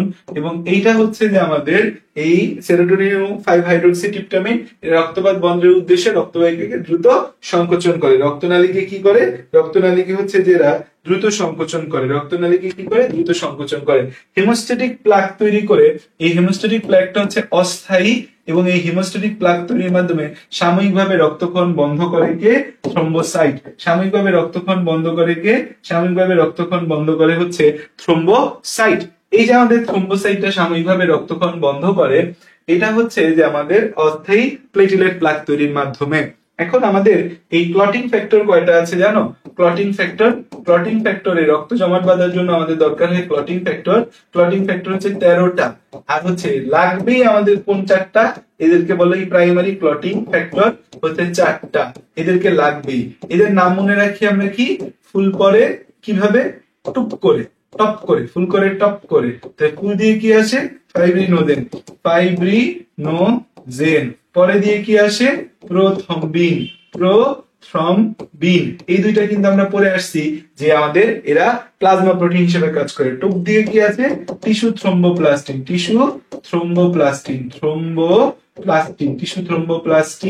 আর করে দিয়ে কি আসে? Calcium 2+ ion. ঠিক আছে? তো এই যে আমাদের রক্ত জমাট বাঁধা, রক্তক্ষরণকাল, ব্লিডিং টাইম, আমাদের যে কোনো জায়গায় কেটে টেটে গেলে ব্লিডিং টাইম বা এটাকে বলি রক্তক্ষরণকাল, ব্লিডিং টাইম বা এটাকে বলি হচ্ছে রক্তক্ষরণকাল। এটা কত? এটা হচ্ছে যে আমাদের 1 থেকে 4 minute, 1 to 4 minute bleeding time বা রক্তক্ষরণকাল। এটা কত? 1 to 4 মিনিট। ক্লটিং টাইম বা এটাকে বলি হচ্ছে রক্ততঞ্চনকাল, বা এটাকে বলি হচ্ছে রক্ততঞ্চনকাল। এটা কি আমাদের? এটা হয় হচ্ছে 4 to 5 মিনিট হয় আমাদের ক্ষেত্রে, দেখতে পাই আমরা। আর জমাটবদ্ধ রক্তকে বলি হচ্ছে দেহে রক্ত জমাট বাঁধতে সাহায্য করে কোনটা? তাহলে এই যে ক্যালসিয়াম 2+ আয়ন, এটাই কিন্তু রক্ত জমাট বাঁধার একটা ক্লটিং ফ্যাক্টর হিসেবে কাজ করে। নিচের কোনটি স্বাভাবিক অবস্থায় রক্ত জমাট না বাঁধার কারণ? স্বাভাবিক অবস্থায় আমাদের বডিতে কিন্তু রক্ত জমাট বাঁধে না, তার কারণ নয় জানতে চাইছে। তো স্বাভাবিক অবস্থায় রক্ত জমাট বাঁধে না কারণ রক্তের অনেক গ্রন্থি থাকে। রক্তের আমাদের যে এপিথেলিয়াম আছে বা এন্ডোথেলিয়াম আছে সেটা মসৃণ হয়। মসৃণ না হইলে অনুচক্রিকা ভেঙে যায়। আমাদের হচ্ছে যে এই অনুচক্রিকা যদি কখনো ভেঙে যায়, অনুচক্রিকা ভেঙে গেলে আমাদের ক্ষরণ হয় হচ্ছে এই অমসৃণ এন্ডোথেলিয়াম বা রক্তনালী কেটে গেলে অনুচক্রিকা ভেঙে যাবে। অনুচক্রিকা ভেঙে গেলে ক্ষরিত হবে টিস্যু থ্রোম্বোপ্লাস্টিন। আমাদের রক্ত জমাট বাঁধার সময় সবার আগে ক্ষরিত হয় টিস্যু থ্রোম্বোপ্লাস্টিন, এবং টিস্যু থ্রোম্বোপ্লাস্টিন ক্ষরণ মানে হচ্ছে আমাদের রক্ত জমাট বাঁধার প্রক্রিয়া শুরু। কারণ টিস্যু থ্রোম্বোপ্লাস্টিন ক্যালসিয়াম 2+ আয়নের সাথে মিলে আমাদের প্রোথ্রম্বিন যে আছে, প্রোথ্রম্বিনকে কনভার্ট করে হচ্ছে থ্রম্বিনে। প্রোথ্রম্বিনকে কিসে কনভার্ট করে? থ্রম্বিনে। এই থ্রম্বিনটা কি করে? আমাদের ফাইব্রিনোজেনকে কিসে কনভার্ট করে? ফাইব্রিনোজেনকে কনভার্ট করে হচ্ছে ফাইব্রিনে। ফাইব্রিনোজেনকে কিসে কনভার্ট করে? ফাইব্রিনোজেনকে কনভার্ট করে হচ্ছে ফাইব্রিনে। ফাইব্রিনোজেনকে কিসে কনভার্ট করে? ফাইব্রিনোজেনকে কনভার্ট করে হচ্ছে ফাইব্রিনোজেন যে আছে সেই ফাইব্রিনোজেনকে কনভার্ট করে কিসে কনভার্ট করে? ফাইব্রিনে কনভার্ট করে। এই ফাইব্রিনটাই তো আমাদের হচ্ছে পুরা রক্ত জমাট বাঁধার জাল। ফাইব্রিন জালক দিয়ে রক্ত জমাট বাঁধে। এই কথাটা অমসৃণ এন্ডোথেলিয়াম, এইটা আমাদের দেহে রক্ত জমাট বাঁধতে সাহায্য করবে। তো স্বাভাবিক অবস্থায় রক্ত জমাট বাঁধে না কারণ মসৃণ এন্ডোথেলিয়াম থাকে, হ্যাপারিন নামক অ্যান্টিকোয়াগুলেন্ট থাকে। কোয়াগুলেন্ট ফ্যাক্টর গুলা সর্বদা অপসারিত থাকে, আমাদের বডিতে নরমালি কোয়াগুলেন্ট ফ্যাক্টর থাকে না। প্লিহা এটা একটা লসিকা গ্রন্থি, এটি ছাকনি বা ব্লাড ফিল্টার হিসেবে কাজ করে, এটি ব্লাড রিজার্ভার হিসেবে কাজ করে, কারণ এরা হচ্ছে 300 ml রক্ত জমা রাখে। 300 ml রক্ত জমা রাখে। কত ml রক্ত জমা রাখে? 300 ml রক্ত জমা রাখে। এটিকে লোহিত রক্তকণিকার উৎপত্তি স্থল বলে, না এটাকে লোহিত রক্তকণিকার কবরস্থান বলে। লোহিত রক্তকণিকার কি বলি? কবরস্থান, কারণ সবচেয়ে বেশি লোহিত রক্তকণিকা ধ্বংস হয় এই জায়গায়। প্লিহা আমাদের একটা blood reserve bank, blood filter হিসেবে কাজ করে, আরবিসির কবরস্থান হিসেবে প্লিহা কাজ করে। আমাদের এরপরে এই যে প্লিহা আছে, প্লিহা ছাড়া লসিকা গ্রন্থি আর কি কি আছে? টনসিল আছে, লিম্ফ নোড আছে যাদের সংখ্যা 400 থেকে 700। তারপর আছে হচ্ছে যে আমাদের অস্থি মজ্জা, আর একটা হচ্ছে থাইমাস। থাইমাসের কাজ কি? থাইমাস হচ্ছে টি সেলকে ম্যাচিউর করে। এই যে থাইমাস নামে একটা হচ্ছে যে আমাদের লসিকা গ্রন্থি আছে থাইমাস, এই থাইমাস হচ্ছে টি সেলকে ম্যাচিউর করে। টি সেল ম্যাচিউরেশন, কারণ টি সেল ম্যাচিউর করা খুব দরকার। টি সেল ম্যাচিউর না হলে খুব সমস্যা। এখানে আমাদের দুইটা হরমোন রিলিজ করে, একটা নাম হচ্ছে থাইমোসিন আর একটার নাম হচ্ছে থাইমোপয়েটিন। থাইমোসিন আর একটা হচ্ছে থাইমোপয়েটিন। লসিকার পিএইচ এর মান কোনটা? লসিকার পিএইচ এর মান হচ্ছে আমাদের কত? লসিকার পিএইচ এর মান কত বলো? লসিকার পিএইচ এর মান কত? 75 অ্যান্সার দাও, আমি ভুলে গেছি। টু টু টু টু টু টু টু টু টু টু টু টু টু টু টু টু টাটা টাটা টাটা। রসিকার পিএইচ উত্তর দিছ 7.4 থেকে 9, 7.4 থেকে 9, 7.4 থেকে 9। লসিকা কিন্তু আমাদের হচ্ছে কি, লসিকা হচ্ছে আমাদের একটা এই কোষ রস। আমাদের প্রত্যেকটা কোষে 100% যে ব্লাড আসে তার মধ্যে 90% ব্লাড যায়, 10% রয়ে যায়। সেই 10% কোষ রস দুই কোষের মাঝে চলে আসে, তখন থেকে ইন্টারস্টিশিয়াল ফ্লুইড বলি। সেটা যখন লসিকা নালী গ্রহণ করে তখন থেকে লসিকা বলা হয়। লসিকা তৈরির প্রক্রিয়াকে কি বলা হয়? লিম্ফোজেনেসিস বলি আমরা। এই যে লসিকা আছে, এই লসিকার ভেতরে আমাদের হচ্ছে দুইটা উপাদান আছে। একটা হচ্ছে কোষীয় উপাদান, একটার নাম কি কোষীয় উপাদান, কোষীয় উপাদান। আর একটা হচ্ছে কোষবিহীন উপাদান, কোষবিহীন উপাদান, কোষবিহীন উপাদান, কোষীয় উপাদান আর কোষবিহীন উপাদান। কোষীয় উপাদানের মধ্যে আমাদের আছে লিম্ফোসাইট, লিম্ফোসাইট, আরেকটা আসে হচ্ছে আমাদের মনোসাইট, লিম্ফোসাইট আর মনোসাইট। লিম্ফোসাইট হচ্ছে থাকে 500 থেকে 75,000 লিম্ফোসাইট থাকে আমাদের। তাহলে এই লসিকায় অ্যান্টিবডি থাকে, শ্বেত রক্তকণিকা থেকে লিম্ফোসাইট থাকে, কোন অনুচক্রিকা লসিকায় থাকে না। কোনটি লসিকা সম্পর্কে সঠিক? মানে হিমোগ্লোবিন অনুপস্থিত, সঠিক কথা। অল্প পরিমাণে ক্যালসিয়াম ফসফরাস যুক্ত, জানি না। প্লাজমা ও শ্বেত রক্তকণিকা নিয়ে গঠিত, বলা যায়। লসিকা নালীগুলাতে চাপ আছে, রক্তনালীতে চাপ আছে, লসিকা নালীতে কোনো চাপ নাই। ক্যালসিয়াম ফসফরাস থাকতে পারে, লসিকা নালীগুলা চাপ বিহীন ভাবে, কোনো চাপ টাপ ছাড়া লসিকা নালীতে লসিকা সরবরাহ হয়। আমাদের রক্তনালীতে কিন্তু একটা চাপ আছে। রক্তনালীর চাপটা কি দিয়ে মাপি? আমরা ব্লাড প্রেশার বলে রক্তনালীর চাপকে ইন্ডিকেট করি। মাইট্রাল ভালভের অবস্থান কোথায়? আমাদের হৃৎপিণ্ডে কয়টা ভালভ আছে? আমাদের হৃৎপিণ্ডে প্রকোষ্ঠ কয়টা? 4টা। Right atrium, left atrium, right ventricle, left ventricle. হৃৎপিণ্ডের আবরণের নাম কি? পেরিকার্ডিয়াম। হৃৎপিণ্ডের হচ্ছে যে চূড়াটা কোথায় থাকে? বাম পঞ্চম পাঁজরের ফাঁকে হৃৎপিণ্ডের চূড়া বা অ্যাপেক্স অফ দ্য হার্ট থাকে। হৃৎপিণ্ড বেশিরভাগ অংশ বাম পাশে, অল্প একটু ডান পাশে থাকে। হৃৎপিণ্ড পুরাটাই যদি ডানে চলে যায়, হৃৎপিণ্ড ডান পাশে থাকলে সেটাকে একটা রোগ বলি। কি রোগ? হৃৎপিণ্ড ডানে। হৃৎপিণ্ড ডানে হলে সেটাকে বলবো আমরা ডেক্সট্রোকার্ডিয়া, ডেক্সট্রোকার্ডিয়া, ডেক্সট্রোকার্ডিয়া। আমাকে একটা প্রশ্নের উত্তর দাও যে রাইট অ্যাট্রিয়ামে কে কে উন্মুক্ত হয়? রাইট অ্যাট্রিয়ামে কে কে উন্মুক্ত হয়? লেফট অ্যাট্রিয়ামে কে কে উন্মুক্ত হয়? লেফট অ্যাট্রিয়ামে কে কে উন্মুক্ত হয়? রাইট ভেন্ট্রিকল থেকে কে তৈরি হয়? রাইট ভেন্ট্রিকল থেকে কে তৈরি হয়? লেফট ভেন্ট্রিকল থেকে কে তৈরি হয়? এগুলোর উত্তর কমেন্টে জানাবা। এখন দেখো যে এইখানে ডান অলিন্দ ও ডান নিলয়, এখানে থাকে হচ্ছে আমাদের ট্রাইকাসপিড, ট্রাইকাসপিড। বাম অলিন্দ বাম নিলয়ে বাইকাসপিড। এই বাইকাসপিডটাই আরেক নাম মাইট্রাল ভালভ। আমাদের হচ্ছে ডান অলিন্দ আর সুপিরিয়র ভেনা কাভা এর সংযোগস্থলে কিছু নাই, কোনো কপাটিকা নাই। বাম নিলয় এবং মহাধমনী, সে জায়গায় থাকে হচ্ছে aortic semilunar valve, aortic semilunar valve, aortic semilunar valve. ডান নিলয় আর হচ্ছে যে আমাদের ডান নিলয় আর হচ্ছে পালমোনারি ধমনী, ডান নিলয় ও পালমোনারি ধমনী। এই জায়গায় থাকে হচ্ছে আমাদের অ্যাওর্টিক সেমিলুনার ভালভ, এখানে হচ্ছে থাকে আমাদের pulmonary semilunar valve, pulmonary semilunar valve, pulmonary semilunar valve. কে থাকে এখানে? এখানে থাকে হচ্ছে পালমোনারি, এটা হচ্ছে অ্যাওর্টিক সেমিলুনার ভালভ, এখানে বাইকাসপিড, এখানে ট্রাইকাসপিড, এখানে পালমোনারি সেমিলুনার ভালভ থাকে। ঠিক আছে, ডান নিলয় এবং পালমোনারি ধমনীতে। এখন দেখো আর হচ্ছে যে আমাদের এই superior inferior vena CAVA, inferior vena CAVA এবং রাইট অ্যাট্রিয়ামের সংযোগস্থলে থাকে কি? Eustachian valve, Eustachian valve. এটা শিশুদের ভ্রূণ অবস্থায় থাকে, পূর্ণ বয়সে এটা থাকে না। আর হচ্ছে রাইট অ্যাট্রিয়াম এবং হচ্ছে করোনারি সাইনাস, রাইট অ্যাট্রিয়াম এবং করোনারি সাইনাস এর সংযোগস্থলে কি থাকে? এই সংযোগস্থলে থাকে হচ্ছে থিবেশিয়ান ভালভ, এই সংযোগস্থলে কি থাকে? থিবেশিয়ান ভালভ থাকে। ঠিক আছে, এতটুকু ক্লিয়ার? দেখো তাহলে এগুলোর উত্তর কি দিয়ে দিছো কমেন্টে? আশা করি দিয়ে দিয়েছো। রক্তচাপ হচ্ছে আমাদের দুই প্রকার, একটা হচ্ছে উচ্চ রক্তচাপ, একটা নিম্ন রক্তচাপ। উচ্চ রক্তচাপ আর একটা হচ্ছে নিম্ন রক্তচাপ, নিম্ন রক্তচাপ, নিম্ন রক্তচাপ। High blood pressure, low blood pressure. এটা মাপার যন্ত্রের নাম কি বলতো?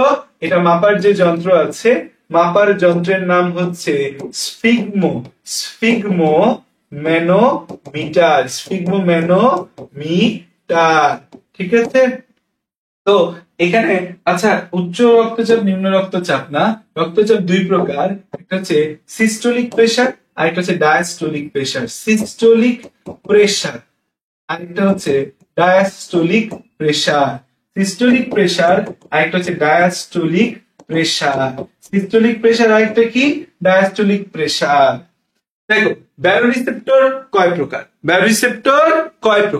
ব্যারোরিসেপ্টর হচ্ছে যে আমাদের দুই প্রকার, একটা হচ্ছে উচ্চচাপ ব্যারোরিসেপ্টর আর একটা হচ্ছে নিম্নচাপ ব্যারোরিসেপ্টর। উচ্চ চাপ আরেকটা হচ্ছে নিম্ন চাপ বা আয়তন।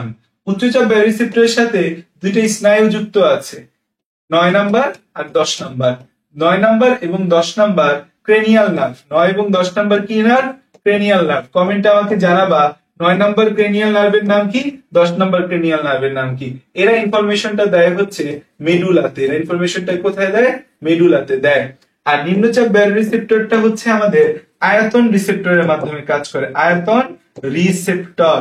এবং এরা ইনফরমেশনটা দেয় হচ্ছে হাইপোথ্যালামাসে। উচ্চচাপ ব্যারোরিসেপ্টর অবস্থিত হচ্ছে আমাদের কোথায় কোথায় অবস্থিত? ক্যারোটিড সাইনাস, আমাদের হচ্ছে যে ক্যারোটিড আর্টারি যে আছে, যেটা এই ঘাড় এবং মস্তিষ্কে যায় সে জায়গায়, এবং হচ্ছে অ্যাওর্টিক সাইনাস, অনুপ্রস্থ অ্যাওর্টিক আর্চ বা আর্চ অফ দ্য অ্যাওর্টার মধ্যে হচ্ছে যে থাকে। মেডুলাতে হচ্ছে যে আমাদের ভেসোমোটর সেন্টার নামে একটা সেন্টার আছে, যেটা আমাদের রক্তচাপ নিয়ন্ত্রণ করে, সে জায়গায় ইনফরমেশনটা দেয়। আর এরা হাইপোথ্যালামাস থেকে এই এডিএইচ বা অ্যান্টিডাইউরেটিক হরমোন, এই এডিএইচ বা অ্যান্টিডাইউরেটিক হরমোন এইটা ক্ষরণ করার মাধ্যমে কাজ করে। কার্ডিও পালমোনারি ব্যারোরিসেপ্টর কোনটা? কার্ডিও পালমোনারি এই দুই জায়গায় কাজ করে। কার্ডিও পালমোনারি এইসব জায়গায় হচ্ছে আমাদের নিম্নচাপ ব্যারোরিসেপ্টর, এটা কার্ডিও পালমোনারি ব্যারোরিসেপ্টর। উচ্চচাপ ব্যারোরিসেপ্টরের আরেকটা নাম আর্টেরিয়াল ব্যারোরিসেপ্টর, কারণ এটা ক্যারোটিড আর্টারিতে থাকে আর অনুপ্রস্থ অ্যাওর্টিক আর্টারিতে থাকে। নিম্নচাপ ব্যারোরিসেপ্টর বা কার্ডিও পালমোনারি ব্যারোরিসেপ্টর বা আয়তন ব্যারোরিসেপ্টর এদের নাম। আমাদের ব্যারোরিসেপ্টর থেকে তথ্য গ্লসোফেরেঞ্জিয়াল এবং ভেগাস স্নায়ু, যে গ্লসোফেরেঞ্জিয়াল 9 নাম্বার আর ভেগাস হচ্ছে 10 নাম্বার কর্টিক স্নায়ু। এদের মাধ্যমে ইনফরমেশন কোথায় যায়? মস্তিষ্কের মেডুলাতে যায়। কোথায় যায়? মস্তিষ্কের মেডুলাতে যায়। সংরক্ষিত পেসমেকার, আমাদের এই এসএ নোডটাকে বলা হয় নরমাল পেসমেকার আর এবি নোডটাকে বলা হয় রিজার্ভ পেসমেকার। এবি নোডকে কি বলি? Reserve pacemaker. এই যে আমাদের এখানে রিজার্ভ পেসমেকার বলি। এবি নোডে উদ্দীপনা কত সেকেন্ড স্থায়ী হয়? দেখো এসএ নোড থেকে এবি নোডে যেতে সময় লাগে হচ্ছে 0.03 সেকেন্ড সময় লাগে। এবি নোডে ডিলে হয়, এবি নোডে কিছুক্ষণ থাকে 0.09 সেকেন্ড। এই এবি নোড থেকে ভেন্ট্রিকলে যেতে সময় লাগে হচ্ছে 0.04 সেকেন্ড। আমি যদি ভুল না বলে থাকি, তো আমাদের ইনফরমেশনটা এই এসএ নোড টু ভেন্ট্রিকলে যেতে কত সময় লাগতেছে? 0.16 সেকেন্ড যাচ্ছে। কতটুকু যাচ্ছে? 0.16 সেকেন্ড যাচ্ছে। তাহলে এই যে এসএ নোড থেকে এবি নোডে ডিলে হয় 0.09 সেকেন্ড, এবি নোডে ডিলে হয় কতটুকু? 0.09 সেকেন্ড। এসএ নোডে উদ্দীপনা তৈরি হওয়ার পরে তা ভেন্ট্রিকলে পৌঁছাতে মোট সময় লাগে বলে আসলাম মাত্র। আচ্ছা এটা বলছি, জবাব চাই বিওবি থাকবে না, এটা না পারলে আর কিচ্ছু থাকবে না। ও কি হবে এটা? 0.16 সেকেন্ড। দেখো প্রতি মিনিটে এদের নারীর স্পন্দন 80 হলে হৃৎপিণ্ডের সময়কাল কত? দেখো আমাদের এই যে এই কার্ডিয়াক সাইকেল হৃদচক্র বা কার্ডিয়াক সাইকেল হচ্ছে যে আমাদের 60 বাই হচ্ছে যে আমাদের হার্টবিট 60 বাই হার্টবিট। কত এখন 60 বাই কত বলছে? 80 বলছে। 60 বাই 80 বললে এখানে থাকে 3, এখানে 4, 0.75 সেকেন্ড। তাহলে কত? 0.75 সেকেন্ড। নরমাল কার্ডিয়াক সাইকেল কত? নরমাল কার্ডিয়াক সাইকেল হচ্ছে 0.8 সেকেন্ড। সেখানে আমাদের হচ্ছে অ্যাট্রিয়াম অ্যাট্রিয়াম সিস্টল, অ্যাট্রিয়ামের ডায়াস্টল। সিস্টল মানে সংকোচন, ডায়াস্টল মানে প্রসারণ। ভেন্ট্রিকলের হচ্ছে ডায়াস্টল আর ভেন্ট্রিকলের সিস্টল। তাহলে হচ্ছে অ্যাট্রিয়ামের সিস্টলে সময় লাগে 0.7 সেকেন্ড, অ্যাট্রিয়ামের ডায়াস্টলে সময় লাগে 0.1 সেকেন্ড। ভেন্ট্রিকলের সিস্টলে সময় লাগে ভেন্ট্রিকলের ডায়াস্টলে সময় লাগে কত? ভেন্ট্রিকলের অ্যাট্রিয়ামের সিস্টল আর ডায়াস্টল। আচ্ছা, ডায়াস্টল মানে প্রসারণ। ডায়াস্টলে মনে রাখবো সবসময়, এই যে ডায়াস্টলে সময় বেশি লাগবে, ডায়াস্টলে সময় বেশি। অ্যাট্রিয়ামের ডায়াস্টলের সময় 0.7 সেকেন্ড, ভেন্ট্রিকলের ডায়াস্টলে সময় লাগে 0.5 সেকেন্ড, অ্যাট্রিয়ামের সিস্টলে সময় লাগে 0.1 সেকেন্ড, ভেন্ট্রিকলের সিস্টলে সময় লাগে হচ্ছে আমাদের 3 সেকেন্ড। ঠিক আছে, এই অ্যাট্রিয়ামের সিস্টল অ্যাট্রিয়ামের ডায়াস্টল মিলায় 0.8 second, ventricular systole ventricular diastole মিলায় 0.8 সেকেন্ড। তো অ্যাট্রিয়ামের সিস্টলে সময় লাগে মাত্র 0.1 সেকেন্ড, ডায়াস্টলে 0.7 সেকেন্ড, ভেন্ট্রিকুলার সিস্টলে সময় লাগে হচ্ছে 0.3 সেকেন্ড, ডায়াস্টলে সময় লাগে 0.5 সেকেন্ড। এরপর দেখো যে আমাদের হচ্ছে যে বাম নিলয় থেকে মহাধমনী, মহাধমনী হয়ে অঙ্গতন্ত্র, মহাশিরা, ডানলিন্দ, এটা হচ্ছে আমাদের সিস্টেমিক সংবহন, কারণ এটা মূল দেহে হয়েছে। আর যদি হচ্ছে যে আমাদের এই ডান নিলয় থেকে পালমোনারি ধমনী, ফুসফুস, ফুসফুস থেকে পালমোনারি শিরা, তারপর হচ্ছে যে আসলো সেটা আমাদের হচ্ছে বাম অলিন্দ, তাহলে সেটা হইতো যে আমাদের পালমোনারি সংবহন। পোর্টাল সংবহনটা হচ্ছে যে আমাদের অন্ত্রের থেকে একটা ধমনী, অন্ত্র থেকে একটা শিরা সরাসরি হৃৎপিণ্ড না এসে যকৃৎ হয়ে তারপর হৃৎপিণ্ডে আসে, তখন সেটাকে হেপাটিক পোর্টাল সংবহন বলা হয়, কারণ যকৃৎ হচ্ছে দেহের পোর্ট। আর করোনারি সংবহন হচ্ছে হৃৎপিণ্ডের নিজের সংবহনকে বলি করোনারি সংবহন।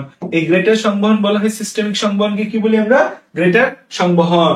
ফুসফুস থেকে অক্সিজেনযুক্ত রক্ত দেহে পৌঁছায় কোন পথে? ফুসফুস থেকে পালমোনারি শিরা, পালমোনারি শিরা থেকে বাম অলিন্দ, বাম অলিন্দ থেকে বাম নিলয়, বাম নিলয় থেকে মহাধমনী। তাহলে ফুসফুস থেকে অক্সিজেনযুক্ত রক্ত এই সিস্টেম হচ্ছে যে যায়। করোনারি ধমনী কোথায় রক্ত সরবরাহ করে? আমাদের হৃৎপিণ্ডে আমাদের করোনারি ধমনী রক্ত সংগ্রহ করে। হৃৎপিণ্ডের কোন স্তরে? হৃৎপিণ্ডের মায়োকার্ডিয়াম। হৃৎপিণ্ডের মধ্যে কয়টা স্তর? 2-3টা স্তর আছে, এন্ডোকার্ডিয়াম, মায়োকার্ডিয়াম, এপিকার্ডিয়াম। হৃৎপিণ্ড সক্রিয় রাখতে প্রতি মিনিটে কি পরিমাণ শক্তির প্রয়োজন? এটার উত্তর দাও। এটা একটা টিপিক্যাল প্রশ্ন, এটা আমিও পারি না। আমিও হচ্ছে যে এটা আবার মনে রাখতে করতে হবে, আমাদের হৃৎপিণ্ড সক্রিয় রাখতে আমার কি পরিমাণ শক্তি দরকার? 1 থেকে 5 ওয়াট এর শক্তি আমাদের হৃৎপিণ্ড সক্রিয় রাখতে প্রয়োজন হয়।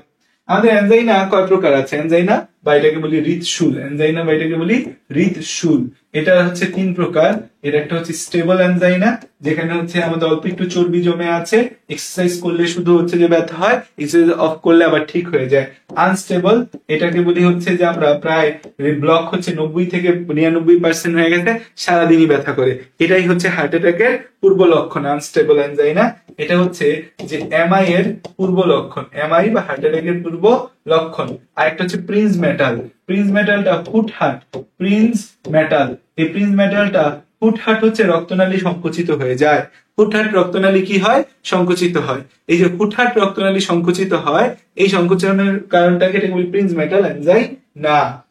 আমাদের কোনটির কারণে বুক ব্যথা অনুভূত হয়? বুকে আমাদের এই এনজাইনা বলো, হার্ট অ্যাটাক এনজাইনাতে আমাদের বুক ব্যথাটাই হয় ল্যাকটিক অ্যাসিডের কারণে। কারণ হচ্ছে যে আমাদের বডির এই রক্তনালীতে করোনারি ধমনীতে চর্বি জমার কারণে, এটা কোথায় চর্বি জমে? করোনারি ধমনীতে চর্বি জমে। করোনারি ধমনীতে চর্বি জমাকে বলি করোনারি থ্রম্বোসিস। করোনারি ধমনীতে চর্বি জমে, এটাকে বলি হচ্ছে অ্যাথেরোস্ক্লেরোসিস।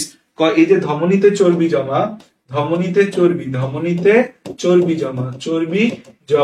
জমাকে বলি আমরা হচ্ছে, ধমনীতে চর্বি জমাকে বলি আমরা অ্যাথেরোস্ক্লেরোসিস। আর আমাদের জমাটবদ্ধ রক্ত, যদি হচ্ছে কখনো জমাটবদ্ধ রক্ত হয়, ধমনীতে চর্বি জমতেই জমাটবদ্ধ রক্ত হয়, তখন সেটাকে বলি হচ্ছে থ্রম্বোসিস। এই থ্রম্বোসিসকে গলায় কোন এনজাইম? থ্রম্বোসিসকে গলায় হচ্ছে প্লাজমিন নামে একটা এনজাইম আছে, যেটা এই থ্রম্বোসিসকে গলাইতে পারে। প্লাজমিন এনজাইমটা কাকে গলাইতে পারে? থ্রম্বোসিস বা তঞ্চন পিণ্ডকে গলাইতে পারে।